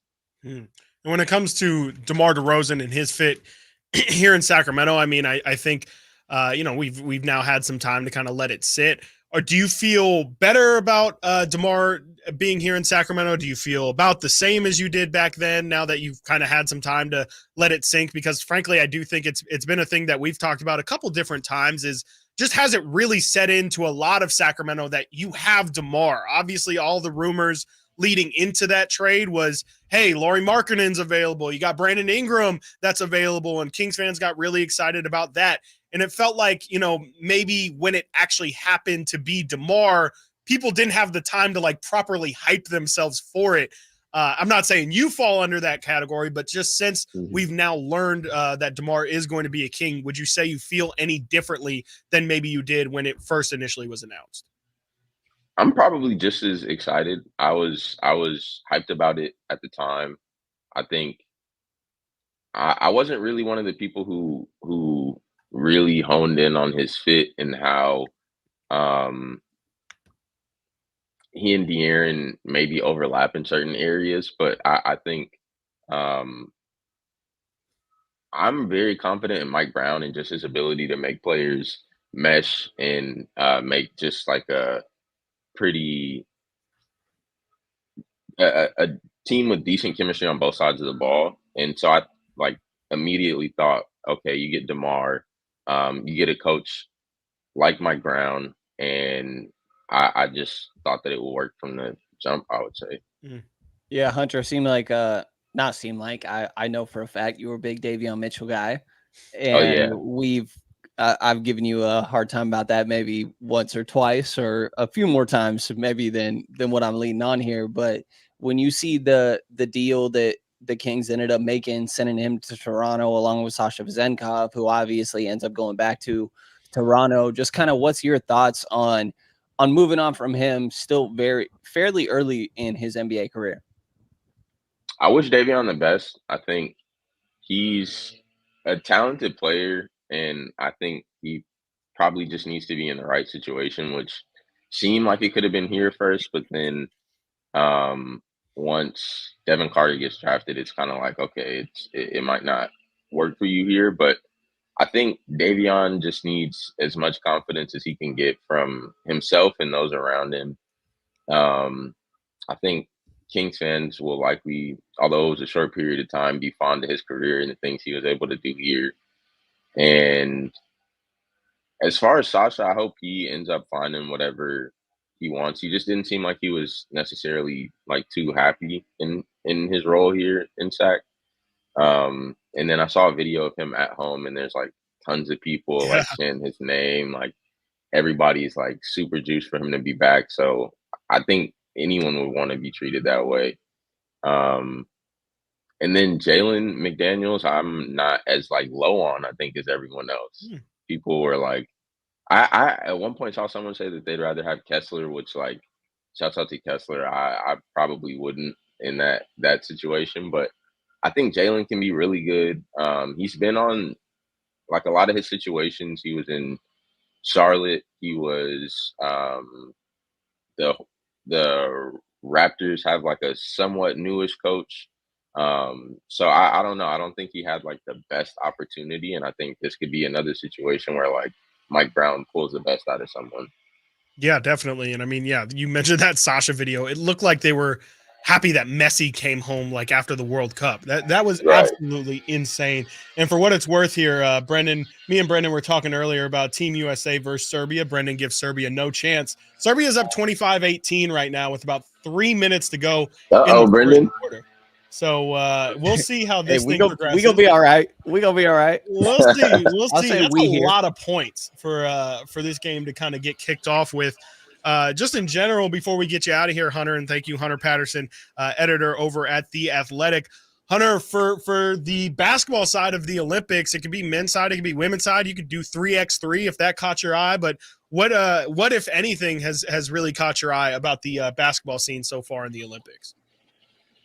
I would say I've been having a lot of fun watching Wemby. He's like, I think anytime you watch him play, he's super passionate, but it seems like he's showing more emotion in these games. Like I've seen him, there's like that video of him yelling with Evan Fournier. The pizza roll. The pizza rolls. So he just seems like he's really animated past what we saw last season, which could just be him being more comfortable like at this stage in his career. Yeah, you wrote a great article, I believe it was last season, about Keegan Murray sort of finding his confidence on the defensive end when it came to guarding Steph Curry. Great article over there on The Athletic. Anybody that hasn't read it should definitely check it out. How much more responsibility do you feel like he's going to have this season with the addition of DeMar? Obviously kind of changes the roster balance, I guess, of this team. As much as Harrison Barnes had his shortcomings on the defensive end, he's still the guy you're putting on Braun, the guy you're putting on Kawhi, So how much do you feel like Keegan Murray is going to have even more responsibility on the defensive end, specifically when it comes to guarding some of those bigger guys? I think he'll have even bigger amount of responsibility than he did last season, but it's a win-win for him a little bit, because obviously you expect him to take a jump again this season, whether DeMar was going to be here or not. But for one, I think DeMar can like bring him along, but also like if you don't end up like blossoming and having this huge season, I don't want to say like a built-in excuse or anything, but there's like a real understanding that you had to like, for the first time in Keegan's career, there's like a new impact player on the team. But I think DeMar seems pretty committed to trying his best to take Keegan to that next level. So. Well, there you have it. You got our guy, Hunter Patterson. Hunter, I promise we will hang out at some point this summer before the season starts. It's on us. I'll take all the blame. I won't say us. I will take the blame. Yeah, you have your guy Bam Adebayo right now trying to help Team USA get this gold, man. So we'll definitely be watching these games along, and yeah, we'll definitely have to kick it sometime soon, Hunter. Thank you so much for joining us, man. All right, appreciate y'all. Absolutely. That was Hunter Patterson, editor over at The Athletic. And coming up next, we're going to, of course, talk some Team USA basketball as this thing is underway. And I got to say, this man, Steph Curry, is absolutely on fire right now. We'll keep you updated on Team USA. And we're going to talk about Steph Curry's home team, the Golden State Warriors, and what are they doing this offseason. And is Steph and Draymond okay? We talk about that next, right here on Stiles and Watkins, Sacktown Sports. You never know what you might hear when listening to a Sacramento Kings game. Out of Keegan, going for another triple. Man, is he feeling it. Keegan, can he do it? Yes, there's number 11, Keegan Murray. Keegan steps back. He just knocked down his 12th three-pointer, a Kings franchise record. He's got 45 points. Never miss a moment of Sacramento Kings basketball with Sacktown Sports and the Sacktown Sports app. This is the story of the one. As a maintenance engineer, he hears things differently. To the untrained ear, everything on his shop floor might sound fine, but he can hear gears grinding or a belt slipping. So he steps in to fix the problem at hand before it gets out of hand. And he knows Granger's got the right product he needs to get the job done, which is music to his ears.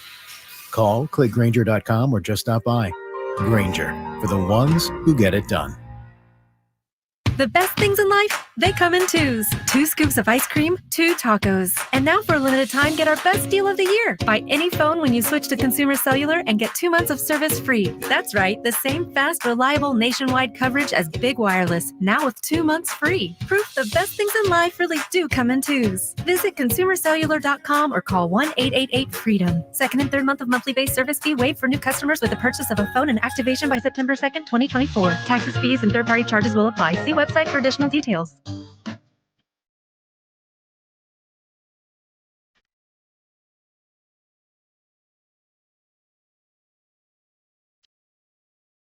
Sacktown Sports. Call or text at 916-339-1140.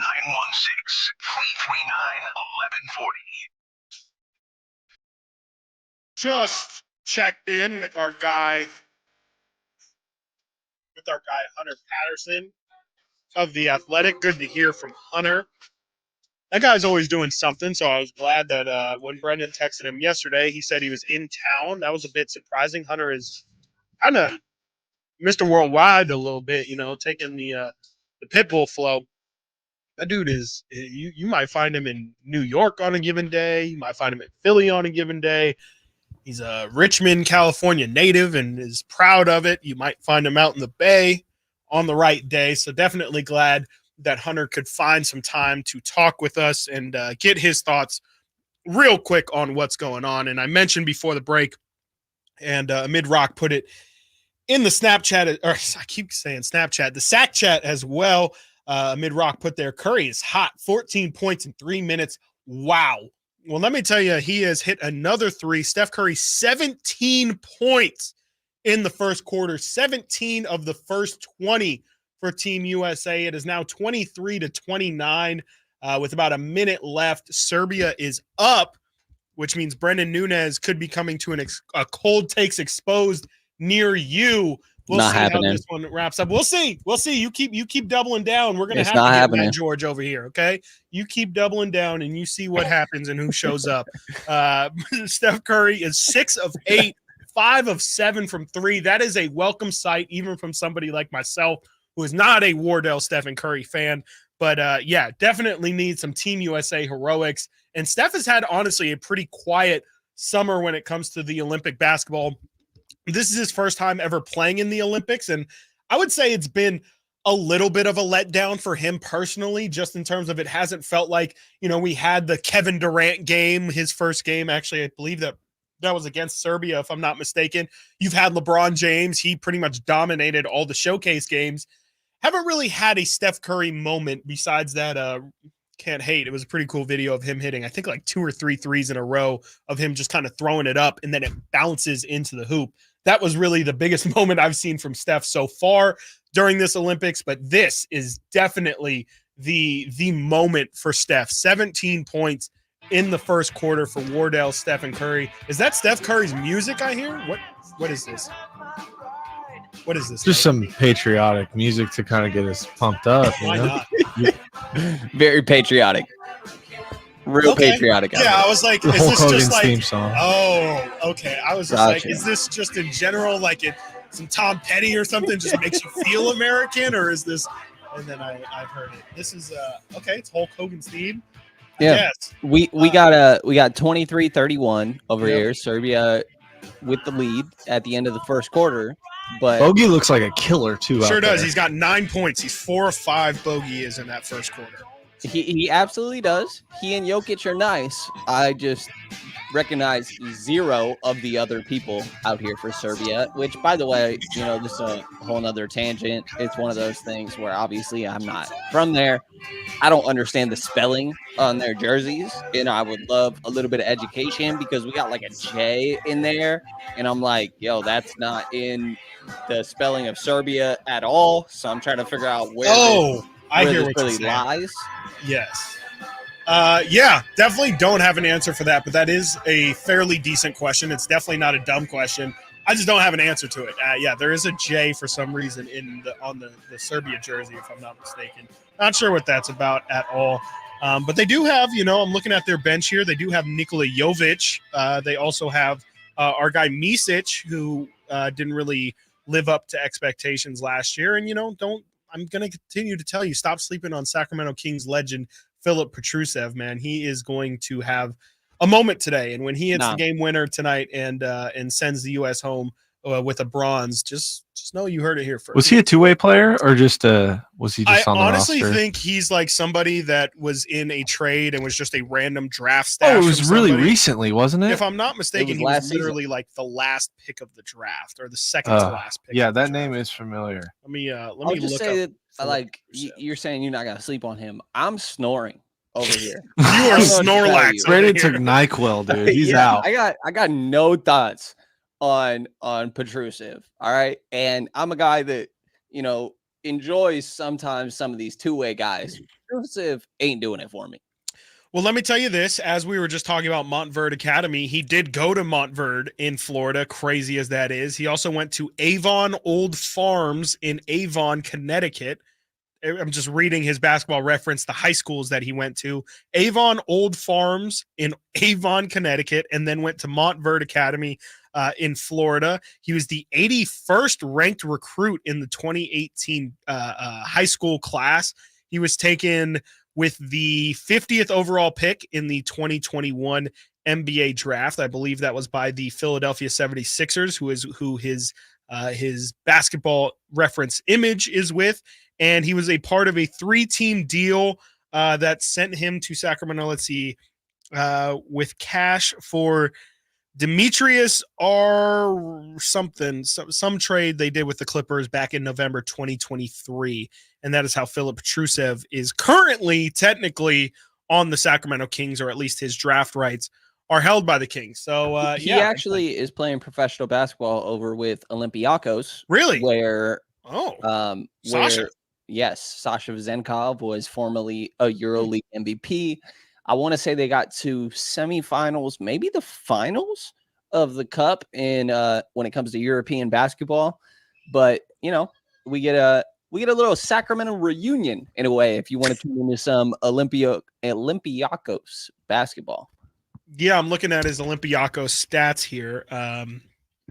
Let's see, 9 points per game. He shot 16% from 3 on 0.7 attempts. So I kind of thought that was where his bag was. I guess not. He was 1 of 6 this past season in, I believe that's the playoffs, but in EuroLeague, he shot 25% from 3. Nothing really special here. So it wouldn't surprise me. He is 24 years old, which is younger than I thought he was going to be. But I would not expect to see Philip Petrusev playing in a Sacramento Kings uniform anytime soon. And We've learned that Brandon Pajemski will be wearing a Warriors uniform for the foreseeable future. We didn't have time to get to it this segment, but next segment coming up in just a few minutes, we're going to talk a bit about the Warriors. What is their plans? Where do they pivot now that Lauri Markkanen is locked down? How do Steph and Draymond feel about the offseason? And was it right to put all your chips in the Brandon Pajemski market? We talk about that next right here. Stiles and Watkins, Sacktown Sports. Keegan Murray plays here. Keegan scores another three-pointer. Keegan Murray knocking it down for 23 points. Snatched De'Aaron Fox for game scoring honors. Sacktown Sports is your proud home of the Sacramento Kings. It's a myth to think you don't play golf well enough to get fitted for golf clubs. The professionals at the Hagen Oaks Player Performance Studio would argue that playing the game with golf clubs properly fitted to your body and swing characteristics is the best way to improve your game and have more fun on the golf course. With a professional staff of fitters, all the major brands of equipment, and cutting-edge technology featuring TrackMan, the indoor-outdoor Hagen Oaks Player Performance Studio is worth a look. See for yourself, Fulton Avenue at the Cap City Freeway. Schedule your fitting at 916-808-2531, 808-2531. Sacramento, Dierks Bentley's coming to town. Saturday, September 28th at Hart Health Park at Cal Expo for Country in the Park 2. And he's bringing some friends. Farmally, Tyler Rich, Dasha, Kelsey Hart, and more. Saturday, September 28th at Hart Health Park at Cal Expo. Get your tickets today before they're sold out at CITPFest.com. Brought to you by RVs of Sacramento and Hoblet Chrysler Dodge Jeep and Ram Center. Are you tired of your tee shots ending up in the adjoining fairway while the rest of your foursome is hitting it down the middle? Well, experts will tell you that being properly fitted for golf clubs will help you strike your drive center cut. The Hagen Oaks Player Performance Studio and its team of trained PGA professionals are ready to help you get rid of your banana balls and duck hooks. Hagen Oaks Indoor-Outdoor Player Performance Studio fittings are available 7 days a week. Make yours today by calling 916-808-2531. That's 808-2531. Sacramento Dodge Chrysler Jeep Ram off Business 80 next to Hagen Oaks or online sacksuperstore.com. Big inventory and the right deal. Experience it for yourself and see why their customers drive away smiling. It's the Sack Superstore difference. All right, get ready for an incredible lineup of live music and events with the Sacktown Sports live events calendar. Jason Mraz is at Thunder Valley on August 9th, and don't miss the Truckee Music Festival on August 9th and 10th, featuring Kip Moore and Sublime. Then rock out with the Mick Adams Stones Tribute on August 15th at Thunder Valley. And get ready for Michael Franti at the Backyard in Sacramento on August 23rd. It's Soul Fest 24 live on August 24th at Thunder Valley. Plus, take a trip back in time with 80s Rewind at Thunder Valley on September 1st. Train and REO Speedwagon are at Toyota Amphitheater on September 6th and the Doobie Brothers at Toyota Amphitheater on September 10th. Then don't miss the Lodi Grape Festival September 12th through the 15th featuring Joe Nichols and Smash Mouth. And you'll laugh out loud with George Lopez at Hard Rock Live Sacramento coming September 21st. Then it's Bad Religion at Hard Rock Live Sacramento on October 19th. The Sacktown Sports live events calendar is your ticket to the hottest live shows in town.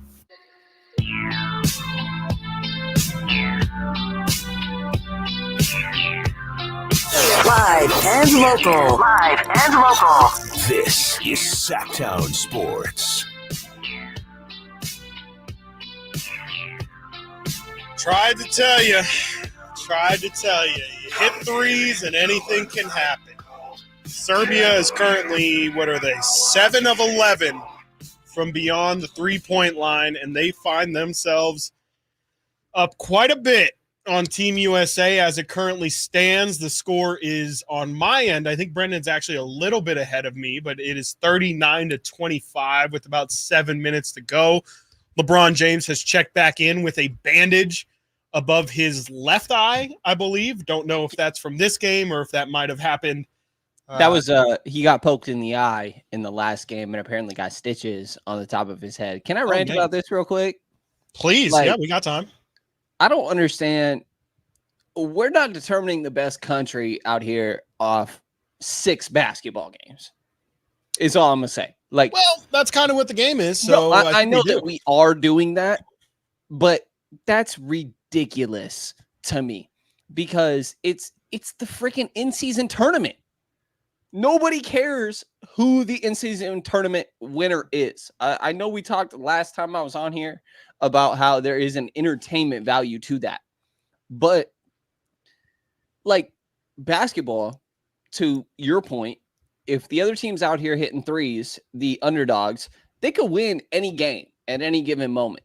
Sure. And it's one of those sports that in my mind, it is very game to game. You can have a night where everybody's not hitting shots and it's the exact opposite on the other end. Right. And I understand why this can't be a more drawn out tournament, but at the same time, it's ridiculous to me that we are deciding the best country in the world at this sport through 6 games.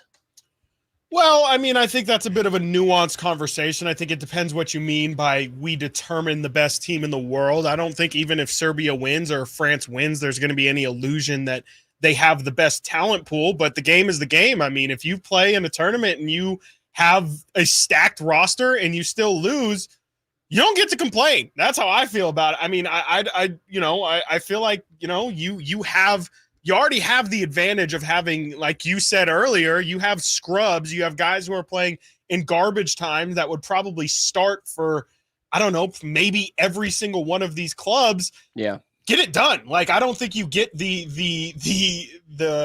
benefit of the doubt to complain about the situation at all. I don't care if it's 4 games, if it's 2 games, if it's 6 or 7 or 8. If you have the best team, you got to win, and especially if your team is head and shoulders above everybody else. And for what it's worth, Nikola Jokic gets the and one to put them up potentially 41-25. I'm gonna just say, USA is on the ropes, ladies and gentlemen. I know I sound like I'm hedging my bets here when I said that they were just going to absolutely whoop Serbia. I still feel the same way. I think that by the end of this game, it will be at least a double-digit margin that USA takes this victory. I'm just saying it's a little weird to me that we're only determining this by a few games, essentially. What do you want? It's the Olympics. It's 2 weeks. What is your preference then? To be honest, you are right. And I don't know the best way to do this. And if you made it more extended, there are probably even more players that are saying, yeah, I'm not doing that. Yeah. So for what it's worth, I very much understand where you're coming from. I'm just more so pointing out in my mind, what are the flaws to determining what really are the best players out here. And I think that applies to most Olympic events. That's what I was going to say, man. They only run one heat of the 100. You might not get the fastest person, but Noah Lyles gets to say he's the fastest man in the world because he leaned forward a little bit more than everybody else. Might not be fair, but everybody's playing under the same circumstances, and especially when you're as loaded as Team USA, you just don't get to complain. And I'm not saying you are, but Team USA specifically, they don't get to complain. There is no excuse for having LeBron James, Steph Curry, Kevin Durant. You could have a bunch of scrubs around those guys, and you should realistically be able to win. When Nikola Jokic, we're out here disrespecting Filip Petrusev, and he is starting on Team Serbia. So it really feels like Team USA just they just don't really have any margin for error, and I don't think they deserve any either. When it comes, you're not wrong. They go pull through. Ahead. You're not wrong. They're going to pull through, though. I absolutely believe, they got a little margin right now.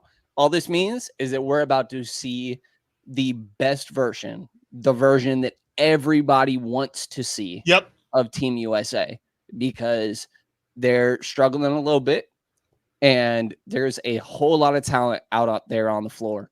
And Steve Kerr, in my mind, you got Mark Few on the bench. You got Eric Spoelstra on the bench. You got some of the best coaches. Ty Lue's on the there bench as well. too, Yeah, absolutely. Ty Lue, like you said, one of the best coaches in the NBA in my mind.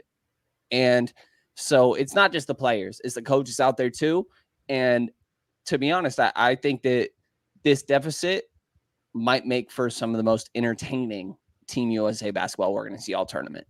That's a great point, too, because it is very boring to watch them blow everybody out by 20 or 30. And I think it's the right point to say this is the best Team USA basketball we're going to see. And if not, then they're going to lose. But yeah, this is where it's time to lock in. This is time where you can't talk if you can't make this comeback, because this is not insurmountable at all. I know I said they're on the ropes. There is 5 minutes to go still in the second quarter. So there's plenty of time for these guys to kind of cut away at that lead. And like we always say when it comes to the Kings, don't worry about you're not going to get it all back in one little run here. Make it a 10-point game, then make it an 8-point game, then make it a 5, and then you can make the comeback all the way, but you got to chip away at it.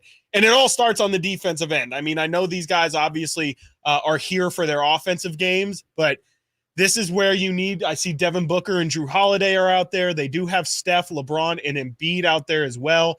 You need these guys to lock in on the defensive end of things. They have Drew Holiday, and I know you love this, Brendan. They have Drew Holiday guarding Nikola Jokic right now and have Joel Embiid on the perimeter trying to stop Bogdan Bogdanovic as he just blows by Joel Embiid. But this is the time where, there is no egos at this point. It is about getting this thing done, and however that has to happen, they've got to lock in, or else, Steve Kerr is definitely going to be the one that I think catches the most amount of flack. And that brings us to, again, Steve Kerr's home club, the Golden State Warriors, who have been pretty well talked about this offseason due to their interest in one Lauri Markkanen. And now that they have missed out on the Lauri Markkanen sweepstakes, Kendra Andrews of ESPN wrote an article for ESPN.com detailing the Warriors offseason and how things have gone. It is a very, very in-depth article. I would definitely recommend you go read that over there if you have any interest in figuring out where the Warriors are currently at. She writes, sources told ESPN that trade talks with Utah over Markkanen diminished in the wake of the Jazz asking for second-year guard and all-rookie Brandon Podziemski in a potential deal. Any trade incorporating either player would have to help with the long-term success of the team more than they would, sources added. That's talking about Podziemski and Jonathan Kuminga. Again, any trade incorporating either one of those players, the Warriors would want some guarantee of long-term success on the team more than they would if they were to retain those players. The Warriors don't feel the Warriors don't feel there is overwhelming pressure to make another move. Currently, there are no players who are, quote, reasonably available that the Warriors are, quote unquote, hot on, according to team sources who say that they have already made the necessary moves to improve on their disappointing season. Sources told ESPN that neither Curry nor Green want to be, quote, the final decision makers in regard to roster moves or transactions, but they do want to at least be consulted. How do Steph and Dre feel about the Dubs moves? We'll talk about that on the other side of the break. You're listening to Stiles and Watkins right here, Sacktown Sports. Subscribe to Sacktown Sports on YouTube and watch the Carmichael Dave Show with Jason Ross, Stiles and Watkins, and the Drive Guys, live Monday through Friday from 6 to 6. Plus, view archive shows and exclusive content. Subscribe at youtube.com/Sacktown Sports. With Progressive's Name Your Price tool, you can easily find coverage options that fit your budget. If only it was that easy to name your baby. How about Jaden? No. Okay. Michael? Went to middle school with a glue-eating Michael. Sebastian? Dated one in college. How about Damien? Vampire name. All right. Greg? Not feeling it. Okay. No worries. Jeffrey? Oh, love that one. Wait, really? No.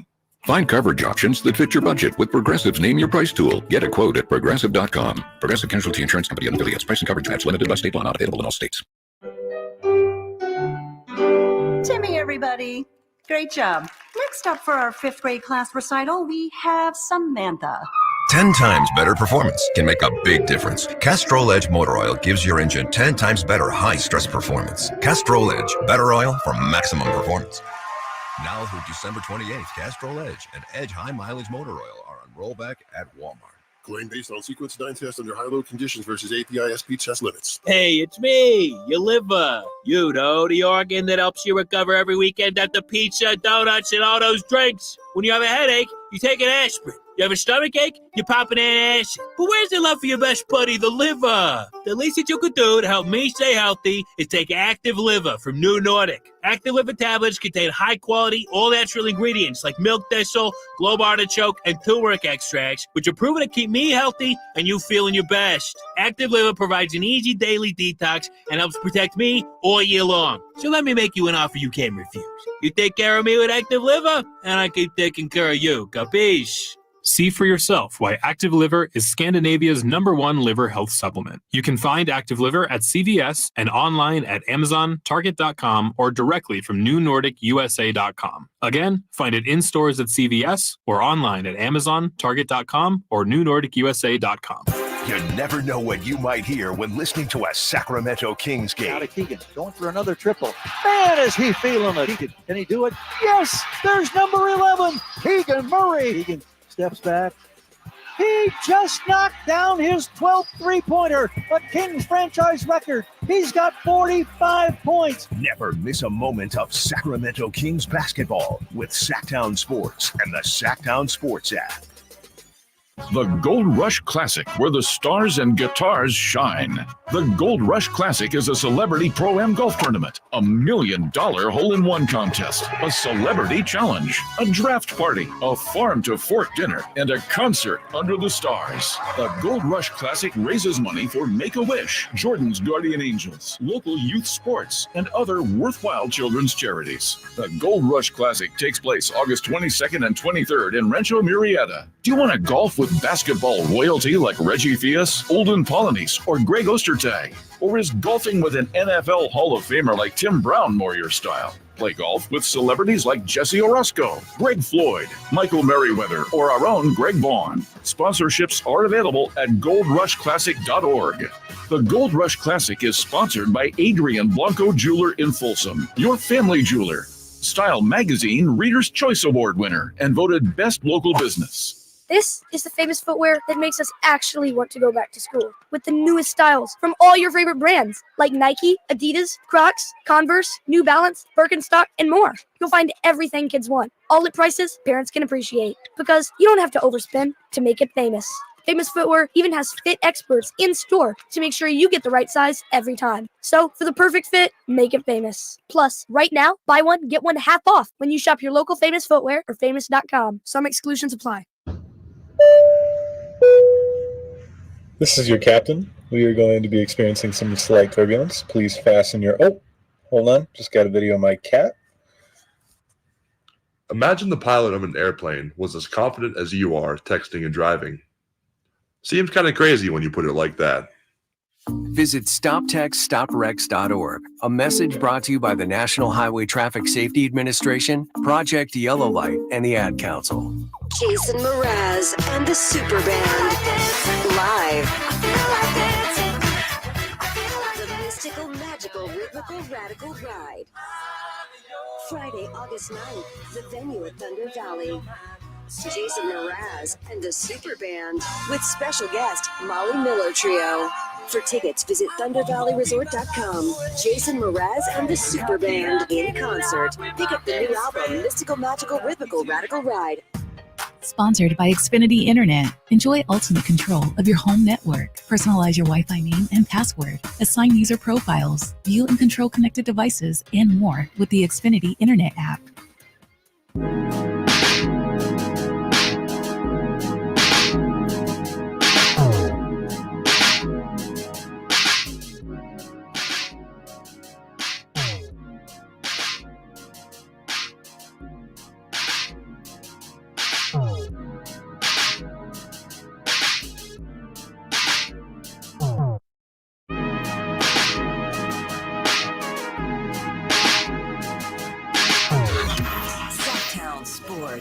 Check us out on YouTube. Search Sacktown Sports and subscribe. If you ever see me fighting in the forest with a grizzly bear, help the bear. That is a great quote. It is, I think, initially from a rap battle, but LeBron James put it in an Instagram post. I believe it was after they beat the Memphis Grizzlies in that 2-7 upset 2 years ago. Soon enough, Tatum will be saying that too. Yeah, right. yeah. Tatum Oh, wants yeah, to. Hey, I don't want to hear the Tatum slander. All right, relax. Well, they're not playing him this You're not game. gonna hear nothing from Jason. Yeah. You're not wrong. You're not wrong. He's on the team for a reason. You know? It's looking bad. It's not looking great, but I say that Grizzly Bear quote because LeBron James came out the timeout, hit a three instantly, then guarded Jokic on the other end, slapped it out of his hands, got a turnover, and then Joel Embiid sent the house down with a massive dunk on our boy Filip Petrusev. And then the Team USA allowed a 3 from a very, very high arcing shot of, I'm not quite sure how to pronounce the last name, but it is something like Avramovich or something like that. The fact that you don't know this man's last name says enough. Yeah. USA got this, bro. Absolutely. Steph Curry just hit another 3. Team USA still down double digits as yet another 3 goes in for our boy. I'm going to have to learn his name by the end of today if he's going to keep cooking like that. He is now 4 of 5 from 3. And I'm sorry, he is 3 of 4 from 3. Bogey is 2 of 4 from 3.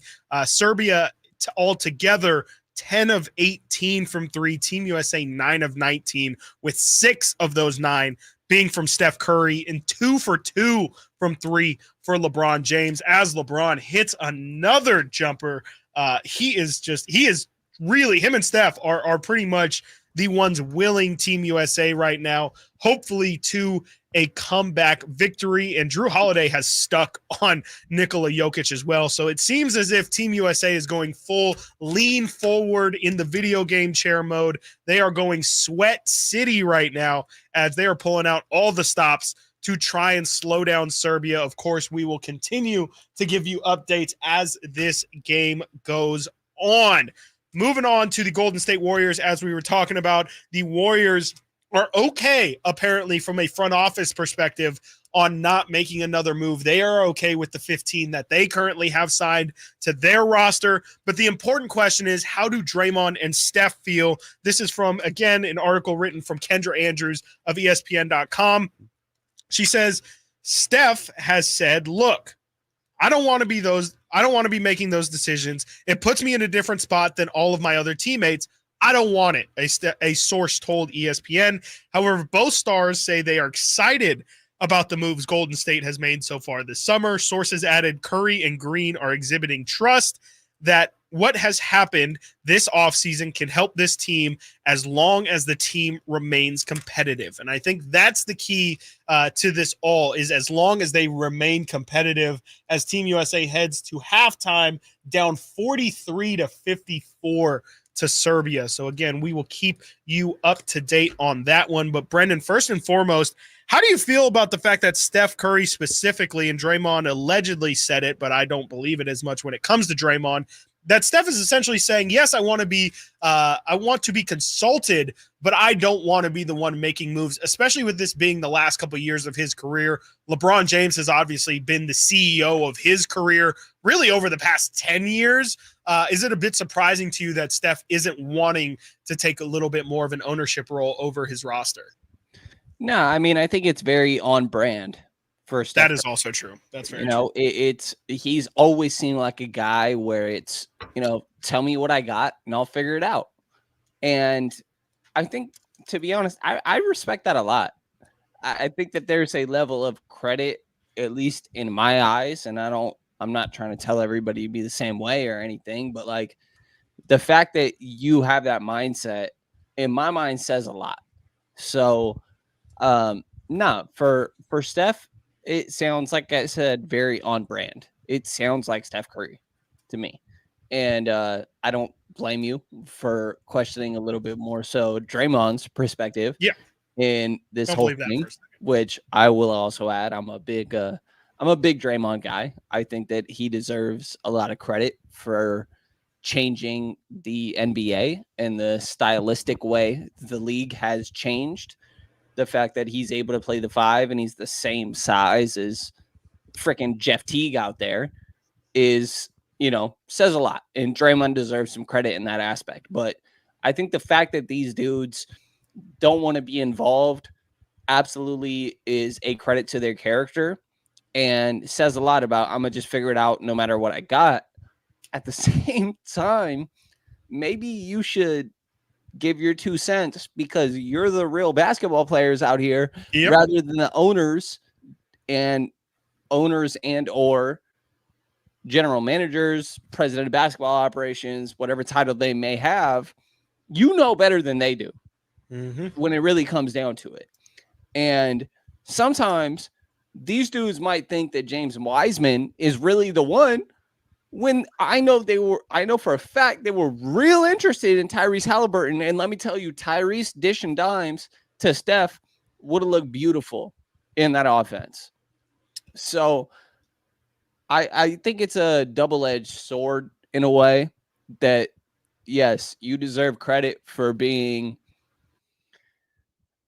I guess, transparent in this whole situation. I can't think of a better word off the top of my head, but at the same time, like, you know what you're talking about way more than these other people do, and maybe say something when they're going to pick James Wiseman number 2. You know what I mean? And I know this is a different situation, but it's one and the same in my mind.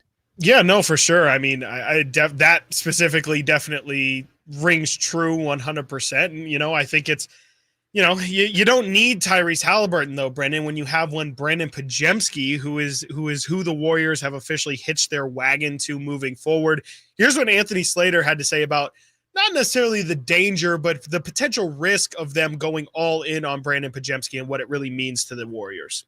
Pressure's on Brandon Podziemski. You got the owner going on the Summer League broadcast saying future All-Star. By the way, you have him even going back to last season saying, like, my long-term goal is not great role player, it's All-Star. There's pressure on him, and I do have some doubts about his offensive scoring upside. I think he does so much of the glue stuff that basically at this point guarantees he's going to be a great role player, like, for a long time. But can he crack through that ceiling? Although, I've even had the conversation with him, like, I kind of didn't think you were that great of a draft pick. You proved me wrong. Illinois didn't think you were a good enough college player. Well, you went to Santa Clara and proved it wrong. People definitely didn't think you were a first-round pick. You went into the draft process and the combine and busted through that. So I'm not sitting here to say he cannot become that. But, yes, pressure is on. Like, it is on. Steph Curry's end of prime years, right? This is not like, in 3 years, it'd be great if Podziemski's a starting NBA caliber player, maybe even a good NBA starter. Like, it's got to happen right now. I think that's the Warriors' general projection. That's Anthony Slater and Tim Kawakami. You heard both of which write for The Athletic, and I believe that is on the Warriors Plus Minus podcast, which is also through The Athletic. Brendan, I know you've got a lot of respect for one Anthony Slater. What did you think about his comments on Brandon Podziemski, and just in general, what are your thoughts on the kind of player that you see Brandon Podziemski potentially projecting to be? It's hard to project out some of this stuff. I think that there are a lot of positive things that make you think there's an upward trajectory there, but it's always very hard to tell on what is going to continue to progress. This guy, like, out of Santa Clara, which has some history to it itself. I think that you got to continue to prove it to me is really where I'm at. And I was a believer in Podziemski, Pods, whatever you want to call him, before he came into the NBA at the time of the draft, but I still need it to be proved even more so than I already have been. And I just think that that's the point that we're still at. Yeah. And for him to be not included in conversations for players that have proven it, that have been in the NBA for half a decade plus, is a little bit wild to me. And I'm not going to sit here and pretend like the reportings that, okay, so journalistic standpoint here, right? As somebody that does this a little bit, just because somebody says he's not included, you don't know where they're getting this from. You don't know who's telling them this. And point being, I guess where I'm getting at is don't treat it as fact. Because there's a lot of nuance to all this. And Podziemski, in my mind, should not be the dude that is stopping you from trading for a proven talent in Lauri Markkanen. And I think it is deeper than that. I think that there's a chance that they wanted both Podziemski and Jonathan Kuminga, or blah, blah, blah, whatever it may be, in these conversations. And I don't think it's as simple as I may be making it out to be, but he's nice. I don't know if I'm going to sit here and talk about him like he's the future of the Warriors or anything, though. Yeah, that's kind of where I get really lost with this Podziemski thing. It's one thing to think he's going to be like a high-level role player. I even will pump my brakes if you even want to say he's going to be at an Alex Caruso level. I think that would be like a dream if I were somebody who had Brandon Podziemski on my team. You completely lose me when you start to talk Brandon Podziemski all-star conversations. I mean, I'm somebody who is adamant that I don't think Keegan Murray's going to eventually reach that level. And that's no disrespect to Keegan. That's just, I think being an all-star is way, way harder said, way easier said than done. Brandon Podziemski, I don't see any world in which he's an all-star. That's just, again, where you really, really start to lose me. I think it's one thing to say, yeah, we hope he can be an excellent cog, a piece of the machine that can eventually help us bring back some success to a post-Steph Curry Warriors team. But yeah, you kind of lose me if you're hoping Brandon Podziemski is going to be the second best player on a championship team, which is kind of how it sounds like they're positioning this by not being willing to trade him these last couple of years of Steph Curry's career. I think it's going to be fascinating to see how this thing plans out. And even in Kendra Andrews' reporting there, she has the as long as things are in a winning situation. I think that's really the thing. As long as the team remains competitive is the wording that Kendra Andrews uses. And I just think that's the key to it. As long as if things are looking okay, if they can keep their head above water, I'm sure everything's fine. But if this thing doesn't go how the Warriors think it's going to, and if it goes, frankly, the direction that I think it's going to go, and they're looking more so towards fighting to get a 10 seed in the Western Conference, I just can see this thing going bad really quickly. You got Clay out the door. Maybe people start to raise some questions about, well, why did we end up picking Draymond over Clay? I think that I actually will side more so on the Draymond side of that argument, but I do think a lot of these questions start to come up when success stops happening. And it's definitely going to be a very, very interesting season when it comes to the Golden State Warriors. And you know that we will be eyeing that thing down like a nice piece of steak. Coming up next, we look into the NFL's top 100 list. And we might also try and predict, as Team USA is down right now at halftime to Serbia, who might be a part of the 2028 Olympic basketball squad. Will it be De'Aaron Fox? We talk about that next. Coming up next, right here, Stiles and Watkins. The only place you'll find Kevin Herter is Sacktown Sports. Herter's open, steps into three. He's got the triple. Hey, Sacramento, it's Kevin Herter, and you're listening to the home of the Sacramento Kings, Sacktown Sports. Your local sports leader.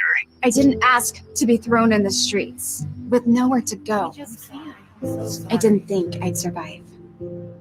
But I did ask for help, and Covenant House was there for me. 1 in 10 young adults will experience a form of homelessness this year. For these kids who didn't ask to be put in this unthinkable situation, Covenant House is there. Covenant House helped me break the cycle of homelessness in my family. They gave me the love that I needed. Over 2,000 young people will sleep safely in a Covenant House bed tonight. When youth who are experiencing homelessness have a hot meal, a safe place to sleep, medical care, and love, they can overcome heartbreaking challenges and have a brighter future. They just really genuinely just wanted to help me succeed, and I'm succeeding. I'm a speaker, I'm an author. Covenant House really helped me and really helped mold me into the woman I am today. If you or someone you love is asking for help, go to safeplacetosleep.org today. Got a drain that's clogged up? Or maybe a toilet? Or a faucet that just won't quit leaking? Kenny and Jerry are here from Bell Brothers, and we want you to know that it does make a difference which plumber you call. At Bell Brothers, we respect your time by showing up when we say we'll be there. Our technicians are all background checked and drug tested, and will greet you with a smile. They're trained to do the job right the first time, and they carry over 1,000 parts on their trucks, so they won't have to order something and then come back later. They leave the work area cleaner than they found it, and your final bill will be the same as they quoted. That's why they call us the No Surprise Guys. So if you need a plumber, it does make a difference who you call. Call Bell Brothers. Our number is 916-444-1234, or find us online at thenosurpriseguys.com. That's 916-444-1234, or find us online at thenosurpriseguys.com. The No Surprise Guys, Bell Brothers. Where do you go when you need someone to represent you? For me, you want someone that is local and that you can actually get to and talk with. There are plenty of big branded lawyers out there with the name, but you never get to talk to them. So go to saclegaldefense.com and connect with the law offices of Jonathan Gonzalez. He's local, he'll represent you, and he'll have your back. Whether it's expungements, wrongful termination, when you're in a spot when you need legal help, call the law offices of Jonathan Gonzalez at 916-304-9187. I would end the day with sore feet, sore legs. The drugstore inserts that I was purchasing were really not very useful at all. I walked into the Good Feet store and the guy kind of grinned at me and said, I hear that a lot. I was living with chronic pain before going to the Good Feet store. Now I don't really have that problem. I'm able to do the things that I expect to be able to do, even at my advanced age. I feel pretty good about what's going on. The Good Feet store in Sacramento, Roseville, and Vacaville. Play and win to take your loyalty to new heights at Sky River Casino. Sign up for Sky River Rewards, and you'll get $15 free play to use on your first visit. Plus, you'll be in the know about upcoming special events and offers. Just minutes from Sacramento, right off Highway 99 in Elk Grove. Join in the fun with rewards that add up and up. Sky's the limit at Sky River Casino. Visit skyriver.com today. Gambling problem? Call 1-800-GAMBLER. From the Power Business Technology Toshiba Studios. KHTK-AM Sacramento, KYMX HD2 Sacramento. Sacramento's official home for the San Francisco 49ers. Touchdown! San Francisco! Sacktown Sports.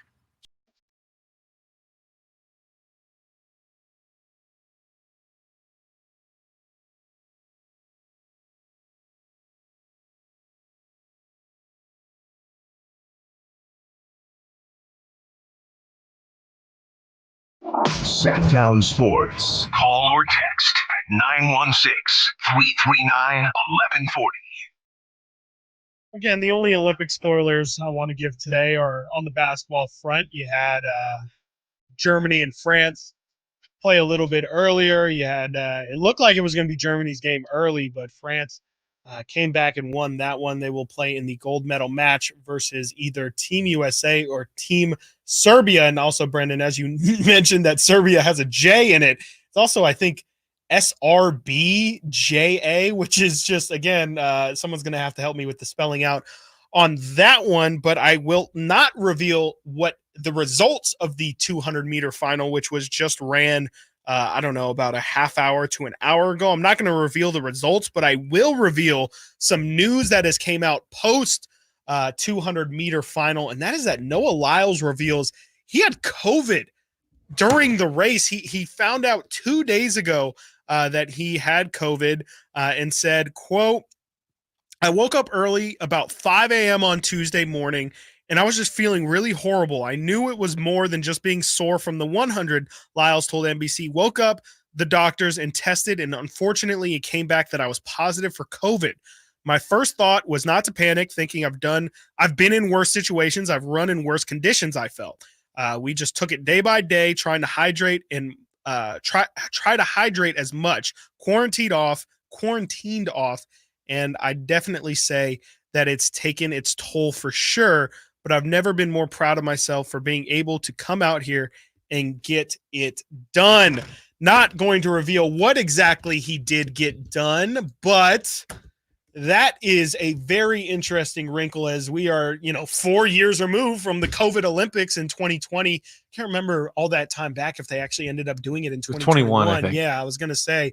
But yeah, very interesting that COVID finds its way into this Olympics, and Noah Lyles saying, yeah, he tested positive for COVID. Not sure these days what the requirements would be. Clearly, it was no problem for him to run the actual race in terms of clearance, but you will see in that 200 run after a lot of interesting stuff goes down. Noah Lyles clearly was hampered, and I believe I saw that he had to receive medical attention at the end of that race. So definitely not going to give the results, but I will again say, just like I did with the 400 yesterday, you're not going to want to miss that tonight on Primetime in Paris. You're definitely going to want to catch Noah Lyles running the 200 and in that 400 yesterday, which I couldn't spoil at the time, but oh my goodness, what a finish that was for I can't even remember who it was exactly that made the comeback, but for him to be essentially on, I don't know, the last 80 meters of the race and look like he's absolutely gassed,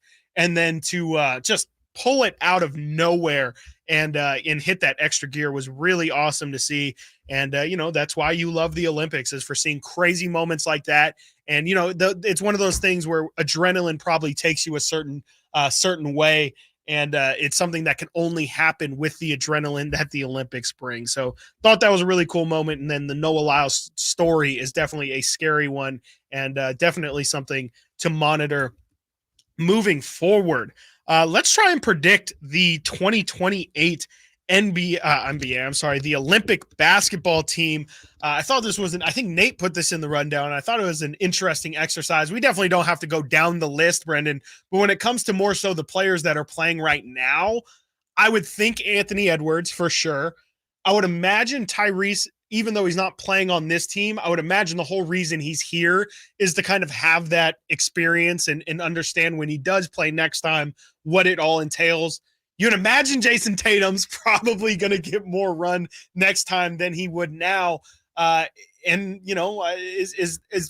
that pretty much about right from this current squad? I can't imagine LeBron, maybe Devin Booker as well. I can't imagine LeBron, can't imagine Steph. Wouldn't think Drew Holiday or Embiid or KD or any of those guys.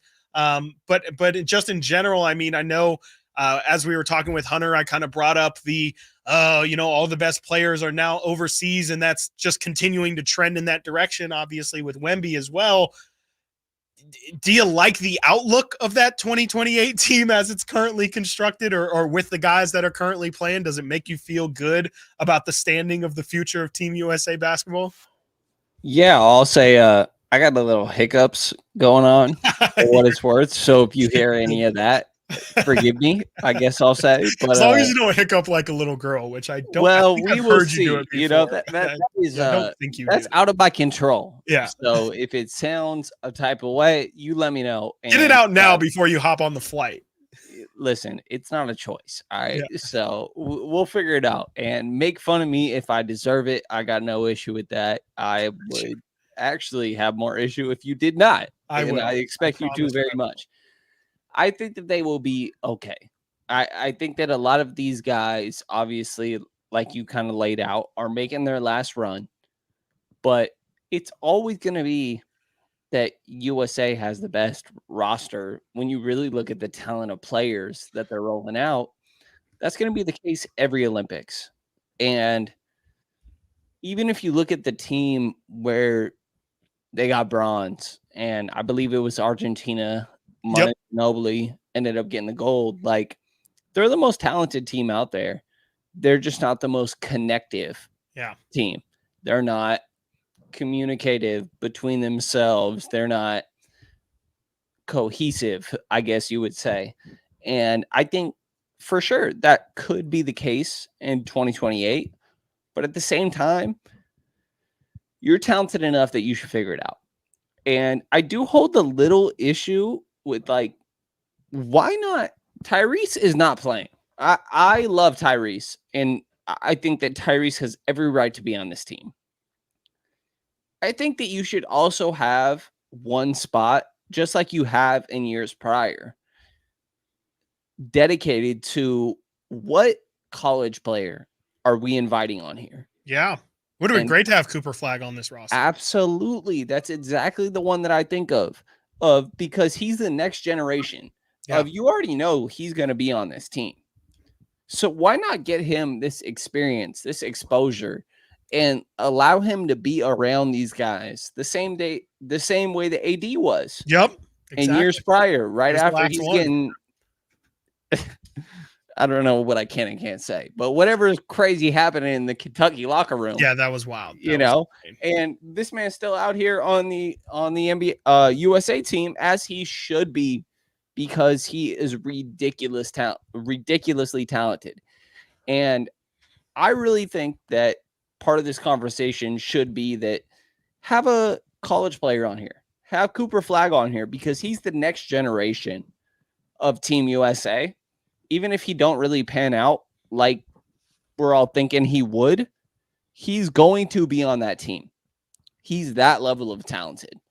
So why not have him around and just hedge your bets a little bit on what the next generation could be? Yeah, no, absolutely. I mean, I think the same for a guy like Zion. I mean, Zion should probably definitely, if you would have said in college, will Zion be on the 24 Olympic team, would have been a no-brainer. And the fact that he's not here, I mean, yeah, maybe you could attribute that all the way back to Team USA. I mean, if he gets that kind of opportunity, who knows, maybe being around professionals and having them kind of explain to him like, hey man, you're a great player already, but if you want to be one of the all-time greats, these are the kind of things that you have to start implementing now. And we've seen Zion kind of go through quite a bit when it comes to off the floor and on the table when it comes to Zion as well. I definitely think that's a really interesting point. And just moving forward too, I mean, it feels like we're getting less and less excitement from these big names. Of course, you have KD, you have LeBron now, but this is Steph Curry's first time ever competing in the Olympics. And I think you might start to see, history sometimes has a funny way of repeating itself. And I think it got to the point in the early 2000s where, NBA players didn't really see the value in playing for Team USA. And it does seem to have shifted a little bit, but it wouldn't surprise me if it turns back the clock to when NBA players weren't super excited to go over. And it does make sense to me to lean more so into the youth movement. And I do have to ask before we get out of this segment, Brendan, do you think, and you and I especially know the background and the politics to why De'Aaron Fox isn't on this current team. Do you think De'Aaron Fox competes in the 28 Olympics for Team USA? I would bet no. And to pull back the curtain a little bit, I think a lot of the controversy from previous years and where he may have not been involved, I guess not may, he was not involved, had to do with the fact that, we need you to still come out here and prove you're still competing for a spot. Yes. And from his perspective, he had the standpoint of, okay, I'm going to either try to go out there and prove I deserve a spot on Team USA, or I got one of my best friend's weddings back home. And do I want to miss that for a chance to compete at Team USA? And I think that's an understandable sort of head scratcher. You got to figure out where you want to land in that. And I wouldn't blame you no matter what your decision was in that aspect. But I will add that, I think that his decision to more or less so, I guess, prioritize his, again, I'm not trying to downplay it, one of his best friends' weddings is an understandable decision, but I think that left him in a certain standing with Team USA. So I'll say that I am absolutely not expecting him out there, but I think that he deserves consideration if you're just looking at what players should be on that team.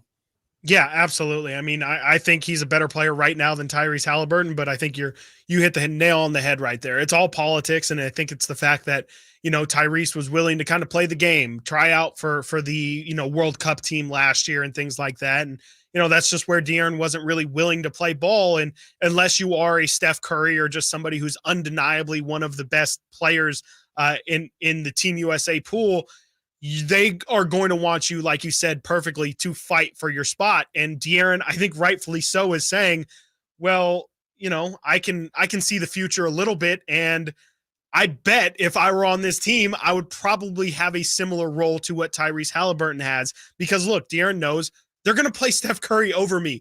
They might play Drew Holiday over me because Drew Holiday just won an NBA championship, and they're going to value something like that over youth. And they might say, oh, yeah, De'Aaron, you can get him next time. I think De'Aaron just didn't want to sign up for that. And like you said, I don't blame him at all for making a personal choice to go enjoy his summer. Personally, of course, as a Kings fan perspective, I actually welcome it. I'm like, go ahead. Please take a break. We need you guys to be as healthy and ready for next season as possible. And there's a good chance, Phoenix has a couple of their best players playing in this tournament right now. They might come out the gates hot, but I wouldn't trust Kevin Durant and Devin Booker to have their legs underneath them in game 82 and in the playoffs. And I think that's really what's important. And, we've seen guys like Zach Edey, we talked about earlier, prioritize, hey, my money is paid by my club. Yes, it would be great to have this opportunity to play Olympic basketball, but there's bigger picture things that I have to be concerned about. And there's always going to be another chance to win an Olympic gold. So I don't mind De'Aaron not playing here for Team USA. I think I'm with you that I don't think he'll be there in 2028, but it honestly wouldn't surprise me if he is, because he can continue to just to rise up his game and just be undeniably one of the best players for Team USA. Coming up next, we are going to look at that NFL top 100 list and see if there's anything wrong with their top 10. And with where the Niners are slated in the top 100, it presents a lot of questions, one of which is Deebo Samuel really that much better than Brandon Aiyuk? It's pretty crazy how far they have them split up. We talk about that next right here. Stiles and Watkins, Sacktown Sports. The NFL's leading rusher plays here. The handoff to McCaffrey, walks in the end zone. Handoff to McCaffrey, takes it right down to the goal line. He does his thing again. McCaffrey goes in motion right. Backwards pass led by Juszczyk. A block there. Hurdles a man. 10, 5, touchdown! CMC! You can hear all of Christian McCaffrey's touchdowns on your home for 49ers football. Sacktown Sports. Carmichael Dave here for Capital Casino. Sacramento Summertime Heat is back. And, of course, Cap Casino, Sacramento's #1 poker room, wants to invite everyone to soak up some air conditioning, still with the most variety of table games in the region. And, as always, the best food, best service, and the best action, conveniently located in downtown Sacramento. Capital Casino, of course, reminding everyone to please make sure you gamble responsibly. 1-800-GAMBLER. When an overwhelmed injury victim calls Ashton or Price, we immediately remove their legal burden and introduce them to the very best medical care in the region. They focus on their health, and we handle all the rest. When they reach the end of their medical journey and are reunited with happiness and hope, we unleash our decades of legal experience to obtain maximum compensation. We are real, local, experienced litigators and snappy dressers, too. Consultation's free, and there's never a fee until we win. Remember, for the best advice, don't think twice. Call Ashton and Price.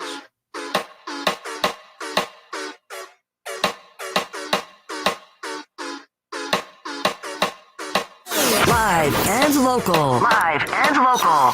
This is Sacktown Sports. A special thank you to Brendan Nunez, who had to depart. He has to go catch a flight so he can join me in studio tomorrow for Stiles and Watkins. You know what time, 10 to 2 tomorrow afternoon.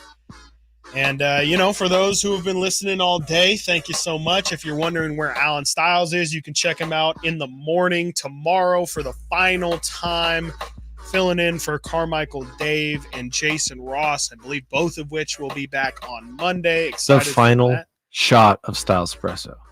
Yeah, the final shot of Stiles Espresso. Because that is very not true. coming to this show. It is definitely. I will not allow that on No, our show. I won't either. No, we don't need to wake up at 10 a.m. We're already well awake, No. and we definitely hear you. You don't need to shout at us. So, you have USA and Serbia still going on. There's about a minute left in that third quarter, and Team USA is on the ropes, down 11 with 35 seconds to go. They hoist up a three. They hit the three and won. My goodness, Serbia is cooking. Jokic on the bench screaming as Team USA is now down God. 75-61 with 30 seconds to go in the third quarter. Absolute scenes. If Team USA loses with LeBron James, Stephen Curry, Kevin Durant, you got Anthony Edwards there. You got Joel Embiid. You literally did a recruiting pitch to get him away from France. And, who knows? He might have actually helped Team USA's chances if he was on Team France, because he's been terrible all Olympics long. And France had to pick one between Wemby and Gobert, and are essentially just straight up giving Gobert DNP CDs at this point. He is playing a little bit for France. But if Joel was in the equation as well, there's no way they would have had enough minutes to disperse the three of them. So Team USA down 15 with 19 seconds to go in the third quarter. They have an entire quarter to try and make this thing back. And like Brendan said earlier, they have to play their best basketball. It is time for Team USA to look like the group of megastars that they are, or else, I think it's totally fine to get into hyperbole territory. This is a massive, like maybe the biggest since LeBron earned the bronze, and I think it was 2004 in that Olympics. They would, of course, be going for the bronze as well if they do lose this game. But you cannot have the collection of talent in which this Team USA team has and not be able to, at the very least, make the gold medal match. You can understand, like Brendan said, hey, sometimes things don't go your way in a given matchup. Sometimes teams will hit a ton of threes unexpectedly and you're ice cold, and there's just nothing you can do about it on that given day. You just have to tip your cap to the other team and say, you know what, whatever, fair is fair. They beat us today. They were the better team today. But this is inexcusable. You cannot have this collection of talent and not be able to figure it out. And like I said, I know there's a lot of blame to go around, but I think first and foremost is as much as it is definitely the players. And I haven't been locked into this game because we've obviously been doing the show, but I would have to imagine Steve Kerr is going to hear an earful about this from, I doubt from anyone within Team USA, but at least on the social media front, I can imagine that this thing is going to get pretty awkward for Steve Kerr if they lose this thing, because there is just no excuse. I mean, I was trying to give big ups to Philip Petrusev earlier in the show, but Brendan's honestly right. That should not be a team or a starter on a team that takes down a team full of all NBA all-stars.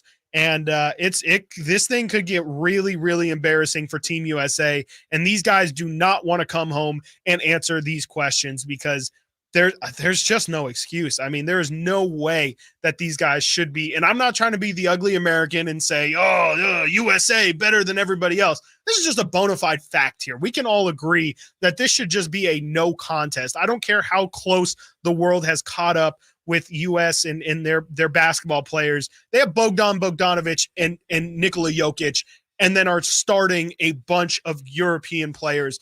We should be able to step up and meet the challenge that this is. I can understand maybe going against Wemby, and they got Fournier, they got, Frank Ntilikina, they got Nick Batum. I understand maybe losing to a team like France, but Jokic isn't even going crazy this game. I'll read you his stat line and some of the other stat lines from this game coming up next. You're listening to Stiles and Watkins right here, Sacktown Sports. What's the missing piece for the 49ers? Which names will they add during free agency? Whether it's in season or off season, the coverage never stops. Get the latest 49ers news on Sacktown Sports at sacktownsports.com. Hey, it's Carmichael Dave inviting you to make the switch to electric this spring and save big with American Energy. Stay ahead of the spiking energy bills this summer with up to $9,000 in rebates on a new ultra-high efficiency comfort system. American Energy is providing huge rebates from SMUD as well as spring specials by installing one of many incredibly efficient AC options available to you right now. Get rid of those fluctuating gas bills in the winter and switch to year-round all-electric with American Energy. Let them perform a free in-home energy efficiency analysis and see where they can help you save for the warmer months ahead. These guys are the best. Been serving the greater Sacramento area since 1981. A+ from the Better Business Bureau. Learn more by calling 916-520-9990. That's 916-520-9990.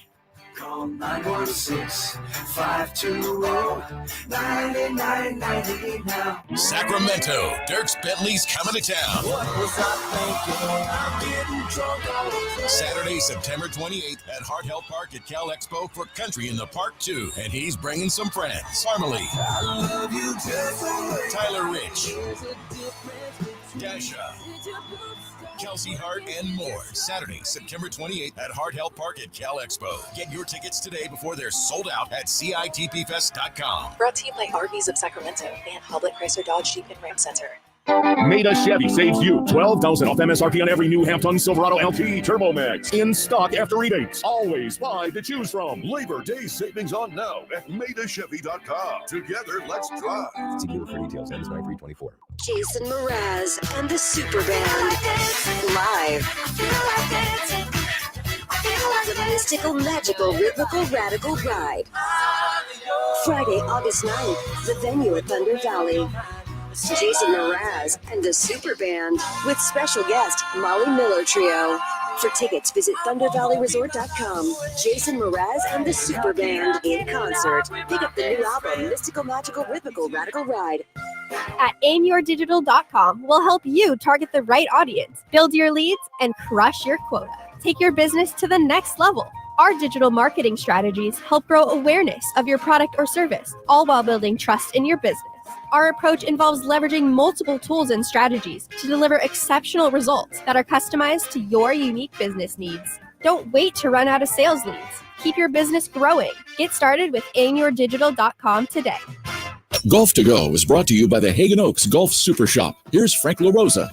When your game goes bad, getting back to basics is the quickest way to get on track. Many problems can be traced to forgetting the first lessons a good golf instructor covers: grip, alignment, and posture. If you're not holding the club properly, if you're not aligned to the target, and if you're not in an athletic posture, when you take the club back, you'll have to manipulate it somehow to get it back square to the target. That's when bad things happen. When I find myself leaving shots out to the right, I check my grip on the club. I check to see that I'm holding the club lightly in my fingers and that my hands are close together. Check to see that the V's formed by my thumbs and forefingers point to my right shoulder. Take a practice swing and feel as though the hands are working together and turning over naturally through the impact area. Bad alignment makes a good shot go astray, and bad posture makes it difficult to generate club head speed. If you're having similar problems, a brush up with a PGA professional will get you going again. For Golf to Go, I'm Frank LaRosa.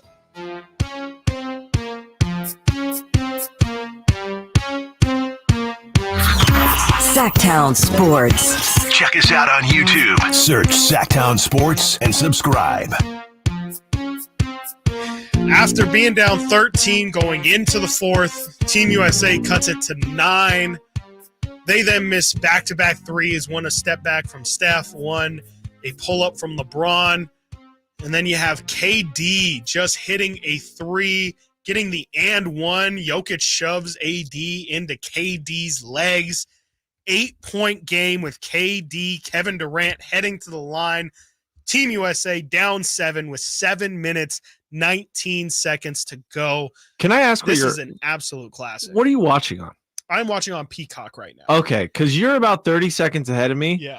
And you're making it difficult for me. Okay, I can stop. I can watch the TV version. That's so selfish of me, but no, I'm sorry because it's like you now are speaking from the perspective of all these people who didn't want it spoiled.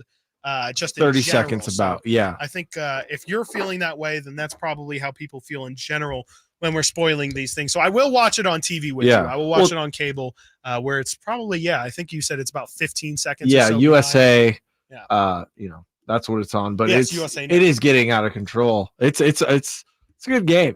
It's fun. This is a great game. This is definitely on your ESPN all-time classics here. This is definitely one for the ages here, as Team USA is a little bit on the ropes. Jokic has 4 fouls. I think you do get 6 in international play. It might be 5.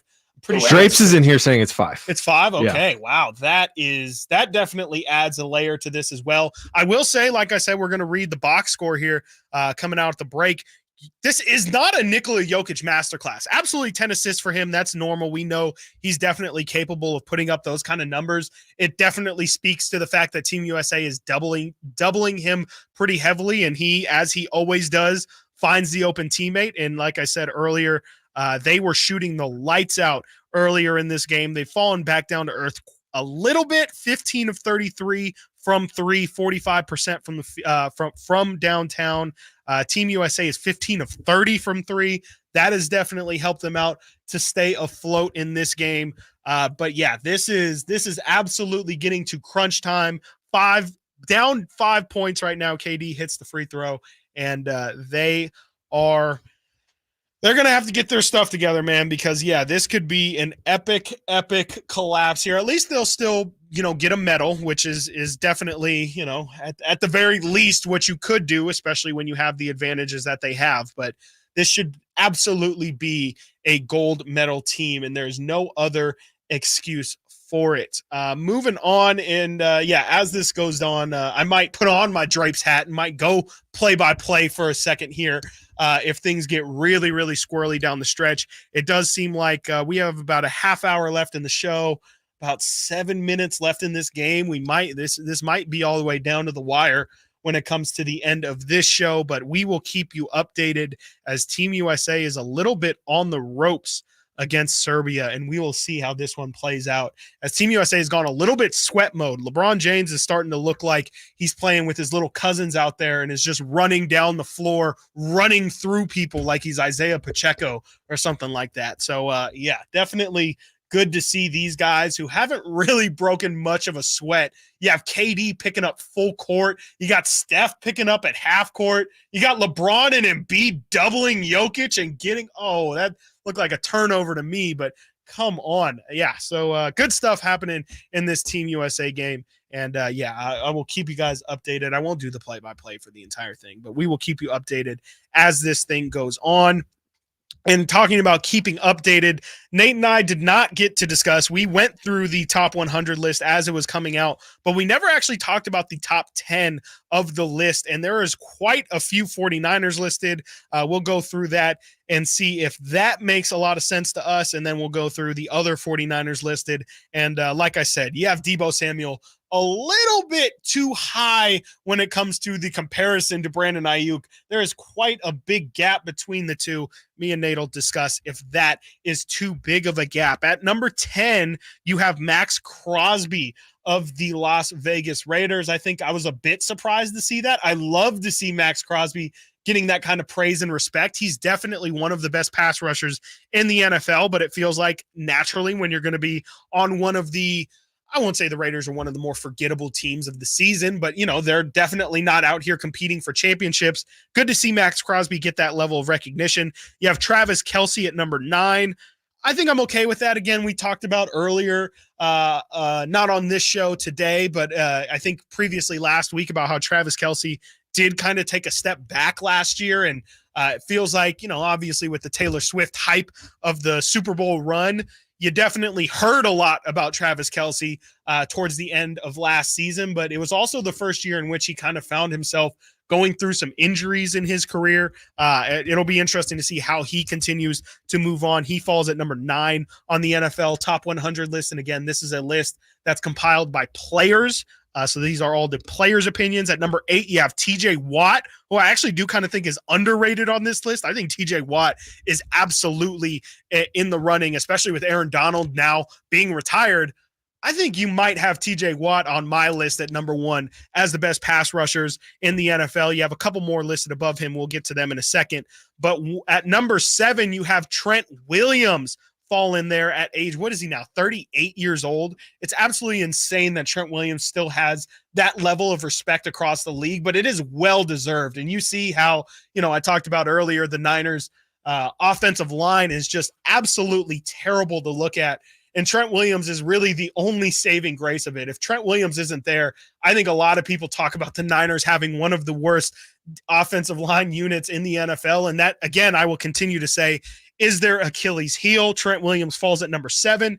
At number 6, you have Chris Jones of the Kansas City Chiefs.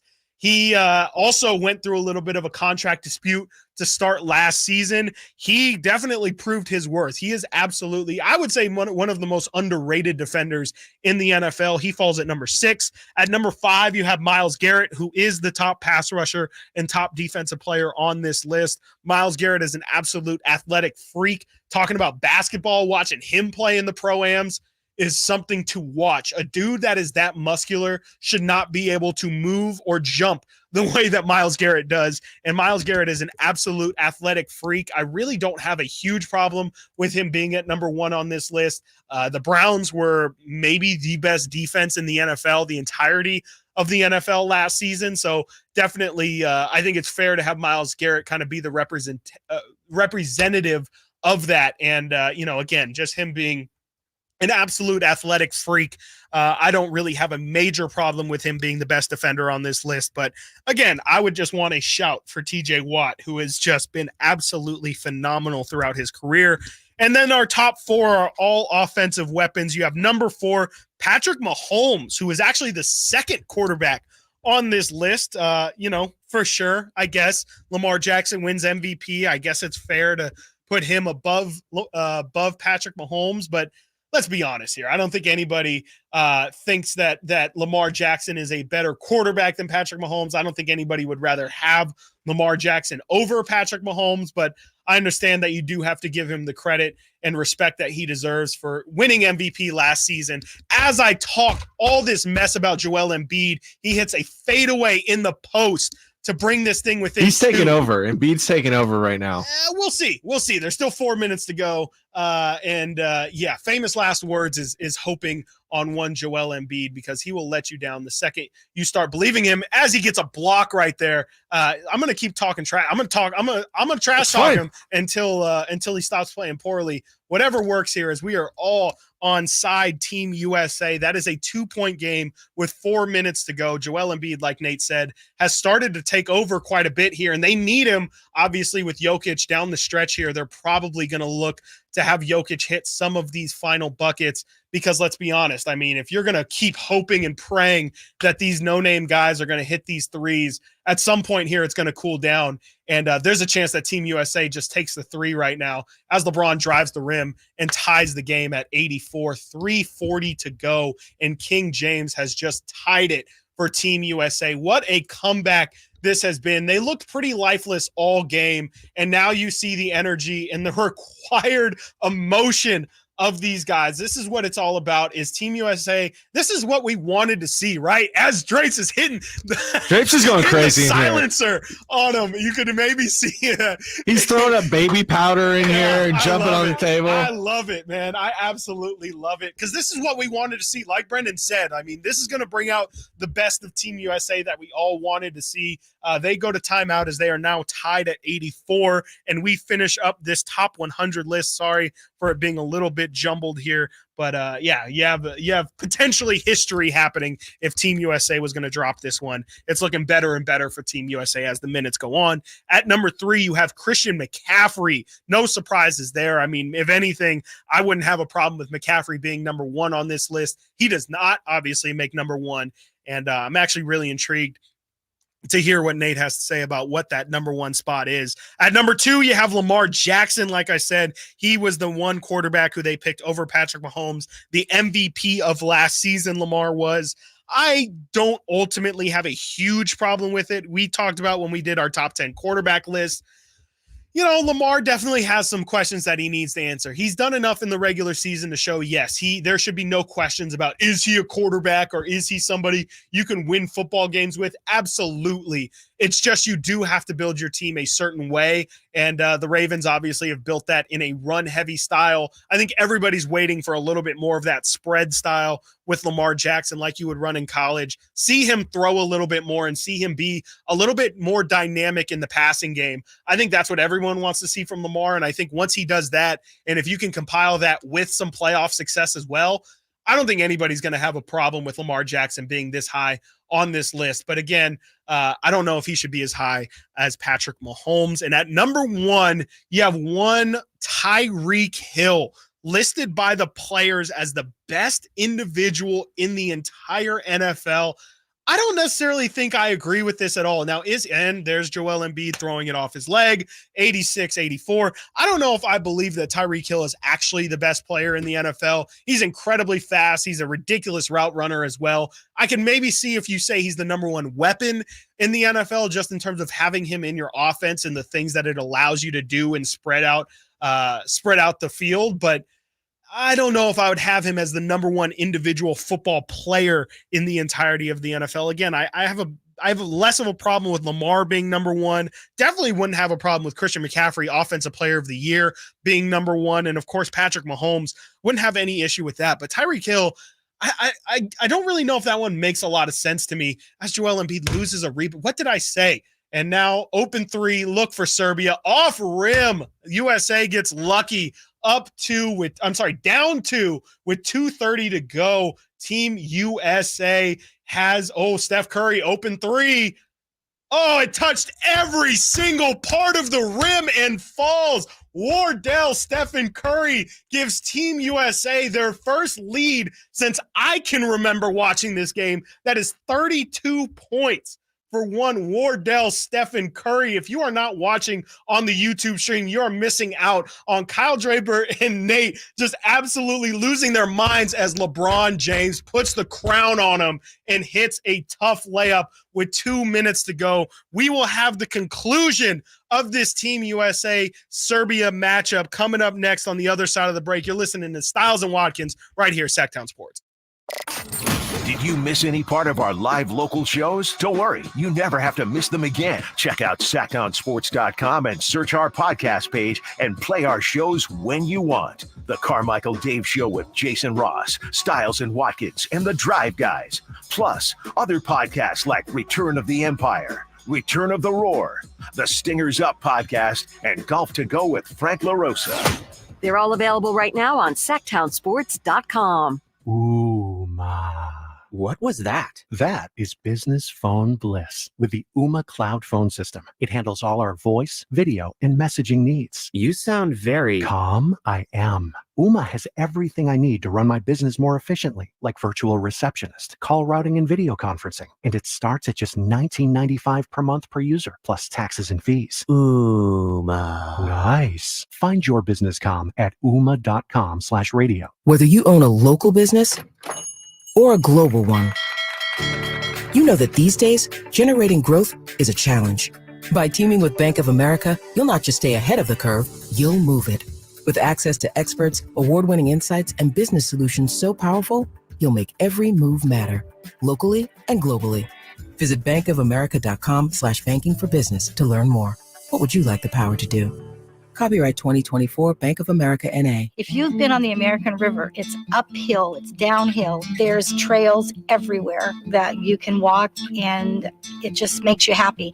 And I couldn't walk, and it was terrible. I was turning into a real crab. I went to the Good Feet store and I tried on the arch supports. I could not believe that I was not in pain. I can walk, I can run, I can jump, I can do anything. My name's Terry, and that's my Good Feet story. The Good Feet store in Sacramento, Roseville, and Vacaville. Hello, Sacramento. I'm Emran Pilati, owner of True Sports Cards and Collectible Store here in Rockland, California, and the host of the True Sports Cards Show that airs right here on Sacktown Sports 1140 every Saturday from 10 to 11 a.m., where we discuss the latest trends, hottest products, and deliver exclusive interviews with other industry leaders. And don't forget to visit our shop, True Sports Cards, at 6661 Stanford Ranch Road in Rockland, and see what we have for all your sports card and memorabilia needs. Hey, what's up, everybody? It's Kyle Draper from Mercedes-Benz of Stockton. About 6 months ago, I got my new Mercedes-Benz EQS SUV, and it's the best car driving experience I've ever had. And I'm here to tell you Mercedes-Benz of Stockton not only has cars and SUVs, they also have Sprinter vans. That's right. So if you're a company looking for a new fleet of vehicles, check out my friends at Mercedes-Benz of Stockton. And Mercedes-Benz Sprinter vans will haul anything you put in them, and your crew members will love driving behind them. So head on down to Mercedes-Benz of Stockton right now. They have special rates starting at 4.9% APR and an $8,000 discount on over 30 vans in stock. Mercedes-Benz Sprinter vans. They are ready to customize for any use. So head on down to Mercedes-Benz of Stockton today, just a short drive down I-5, or anytime at mbofstockton.com. That's mbofstockton.com. Tell them your boy Drape sent you.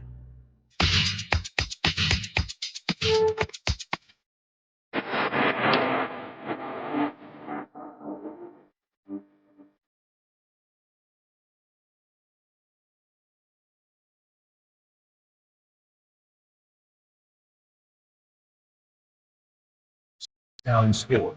Call or text 916-339-1140.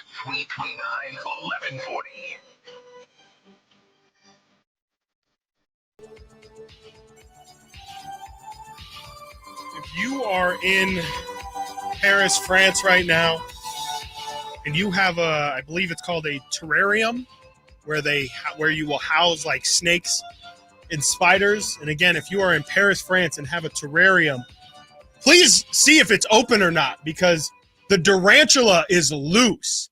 Kevin Durant with some full – I mentioned him and Steph with the full court pressure. KD playing defense, locking down on that end. It's a 2-point game right now. Team USA is up with a minute to go. And, yes, again, if you are not watching us on the YouTube stream right now, you might want to head on over, because if something crazy happens – you might see Nate and Kyle Draper break through the glass, and something crazy might go down as we bring you through the last segment of today's show. And there you go. The Durantula absolutely sends Serbia home, up for 34 seconds to go. This one is getting good. It's been good all day, actually. And it is just getting more and more exciting as Jokic bangs in the post and hits one to make this one even closer down the stretch. This is incredibly good stuff. This is exactly what everyone wants to see from Team USA. I know everyone loves a good blowout and things like that, but this is really what we want to see, is the best players in a real situation. It kind of does remind me a bit of like all-star play where, I think, nobody's got a problem if, it's okay if we don't see the best game or whatever that is. We kind of expect it, but at the same time, when you do see those guys, for the couple minutes that they do lock in the All-Star game, it's great basketball, and it never fails to disappoint. No one has ever seen or said these guys play at, or seen them play at a high level and then had complaints about it. This is exactly what we wanted to see, is somebody push Team USA to the brink, make them look like the dominant team that they're supposed to be. And, regardless of how this game ends up shaking out, I definitely have to give respect to Serbia, as they have made the U.S. push for it. And granted, this is the third time that Serbia has seen this Team USA squad over the past month or so, but still, nonetheless, I think, especially when you consider the talent disparity between the two teams, it is a massive, massive accomplishment for Serbia to be as close as they are. Of course, don't tell any of your Serbian friends that. They don't want to hear it right now. They are probably hurting. This game was completely wrapped up. I was just looking at it. Team USA went on a 28-10 run in order to get up in this game and pretty much seal it, as Steph Curry hits 2 at the free throw line to bring this one to 4 with about 8 seconds to go. Team USA has outscored Serbia 32-15 in this quarter after failing to score over 23 points in any of the previous quarters. So they have absolutely locked in. Serbia is going to take one more last heave. I don't know why Team USA is even defending it. LeBron James gets the rebound. And ladies and gentlemen, Brendan Nunez gets to live another day. As earlier in today's show, Brendan was adamant. He said, there's no way Team USA, I think he said, are you serious? I think Nate's pointing and laughing at these Serbians crying on the floor. It's always a possibility, especially in basketball. You kind of saw it when Virginia got upset all those years ago. I can't remember who even upset that Virginia team with Kyle Guy, who we talked about yesterday. Kyle Guy did retire from basketball, but that was really the first time where you saw that three-point renaissance really start to creep its head and start to show just how important three-point variance can be. You know, you had that Virginia team lose. They had no business losing to a 16 seed. I believe that's still the first time and only time a 16 seed has lost to a number 1 seed. But this is how these inferior talent teams can pull off ridiculous upsets like Serbia almost did, is by hitting their threes. And Serbia was knocking them down for a good portion of today. They were upwards of like 60% from 3 for a majority of this game. They end at 38.5. And like I said, I wasn't fully able to watch, especially down the stretch there. You obviously heard me commentate through it, but I wasn't able to fully watch it. Nate was telling me they were chucking it up on the Serbia side for a second there. They were taking some really, really bad shots. Just poor decisions, like that terrible corner 3, like 4 or 5 feet behind the line, falling forward threes. Just, it seemed like, and it wasn't Jokic and Bogey. It was guys, you know, maybe we don't know, but it was just poor decisions, just nerves, I think, and being like, how are we going to lose this 15-point lead? Let me huck this up. Didn't work. No, and I mean, you know, it's if I guess, you know, if I was going to give all the blame to Steve Kerr if this went bad, I do have to give a little bit of credit to where, you know, this is what a lot of NBA teams will tell you, definitely more so at this level as well. You can't have Bogey beat you. You can't have Jokic beat you. Those are the two where if they beat you, you can get upset because you know those guys and what they're capable of bringing. Nikola Jokic didn't play in this game, but you know, I don't know if I can't. Filip Petrusev, that's the only one I can pronounce. If Filip Petrusev is out here giving you 20, hey man, again, tip your hat to him. He had a great day. There's nothing you could do. He's still here with us, man. Here with us. I can't wait to get him back. I'm glad Alan was not here during this because this would have been a completely different experience. And you wouldn't have got to show off your play-by-play skills. Yeah, you know. Have you ever done it before? No. Any play-by-play, anything like that? No play-by-play. No. You could, if you want to pay me, if you want to pay me, for sure, I'll commentate. You could be a color analyst for that's a Stockton. Racist, but yeah. Well, you know. Well, you know, I'm not trying to take Deuce and Mo's gig. They do a perfectly fine Fill-in, job. yeah. But yeah, you know, my line is open. Okay, I guess I'll cut that. Nate, can you cut that actually later? No, because you called me a name I don't want. No, well, you know, it's fine. Yeah, that's fair. Well, yeah, there you go. That is your Team USA versus Serbia update. Kind of overtook the show there. No problems. Again, especially when it's, you know, a little bit thinner this time of year in terms of content.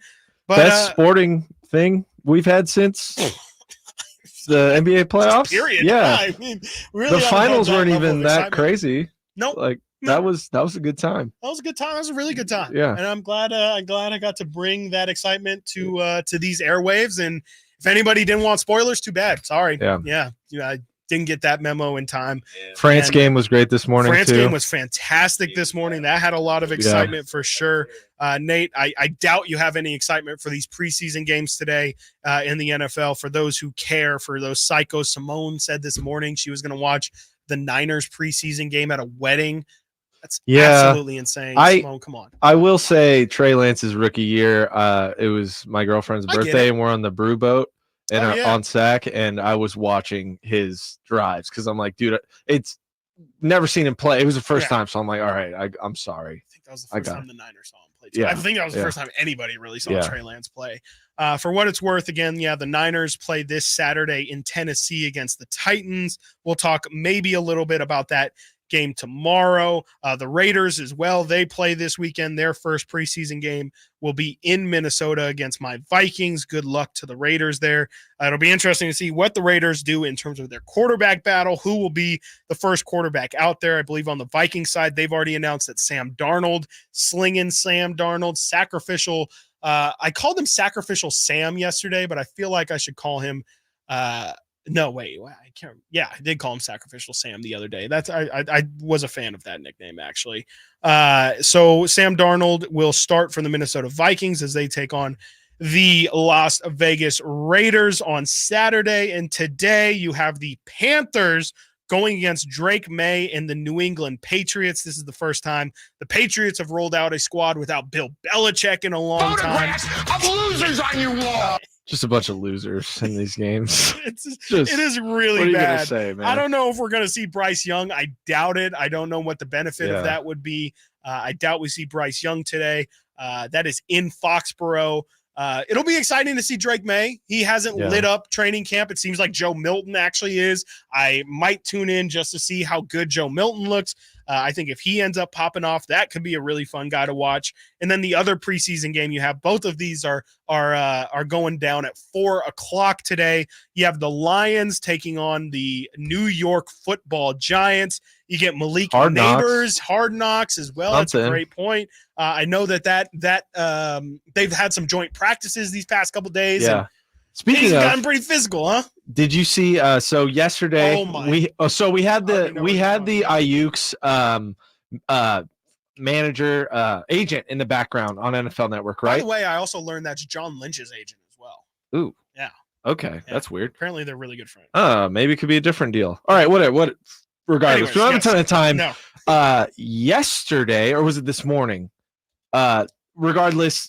They're at Seahawks camp. Yesterday. Just chatting. Yes. Just chatting NFL behind. Network was, yeah. They have they're sitting in the chairs behind the field. Yep. DK Metcalf can be seen in the background. A fight breaks out as they're trying to go to break. DK Metcalf swinging a helmet at someone's head. Pulled the Myles Garrett on his own. Aaron Donald teammate. too. Don't forget. People don't forget. People do not forget. Yeah, definitely go watch that because it's really crazy. And again, it's funny. It's chaotic. Teammate. Yeah. And I looked it up as well. ESPN had a story that said that there was 5, count them, 1, 2, 3, 4, 5 fights yesterday in Seahawks practice. They are not doing a joint practice. They are fighting their own teammates. I love it. I know you do. Let them collapse. Yeah. You do. Nate was the one who's swinging the helmet. It's like pulling the pin and walking away, man. Just get out of there. See you guys. It seems like it's a mess right there up there in Seattle right now. And oh my goodness, for what it's worth too, I won't be able to take you through this one. The Giants were up 5-2 this entire game, 2 outs. Camilo Doval gives up a homer that ties this thing at 5 with 2 outs in the bottom of the 9th. So the Giants, as they were so close to creeping back up towards 500, they are now locked and probably going to go to extra innings. And again, Bob Melvin was kicked out of this one in the first inning as they have been rain delayed twice. You can hear the conclusion of this one and hear this man, Kyle Draper. He was so hyped during that Team USA game. You're definitely not going to want to miss this first segment of the Drive, guys. Coming up next right here on Sacktown Sports. Domantas Sabonis plays here. He finds Sabonis. Put the frosting on the cake. Put the cherry on the sundae. Sabonis with a 2-hand flush makes it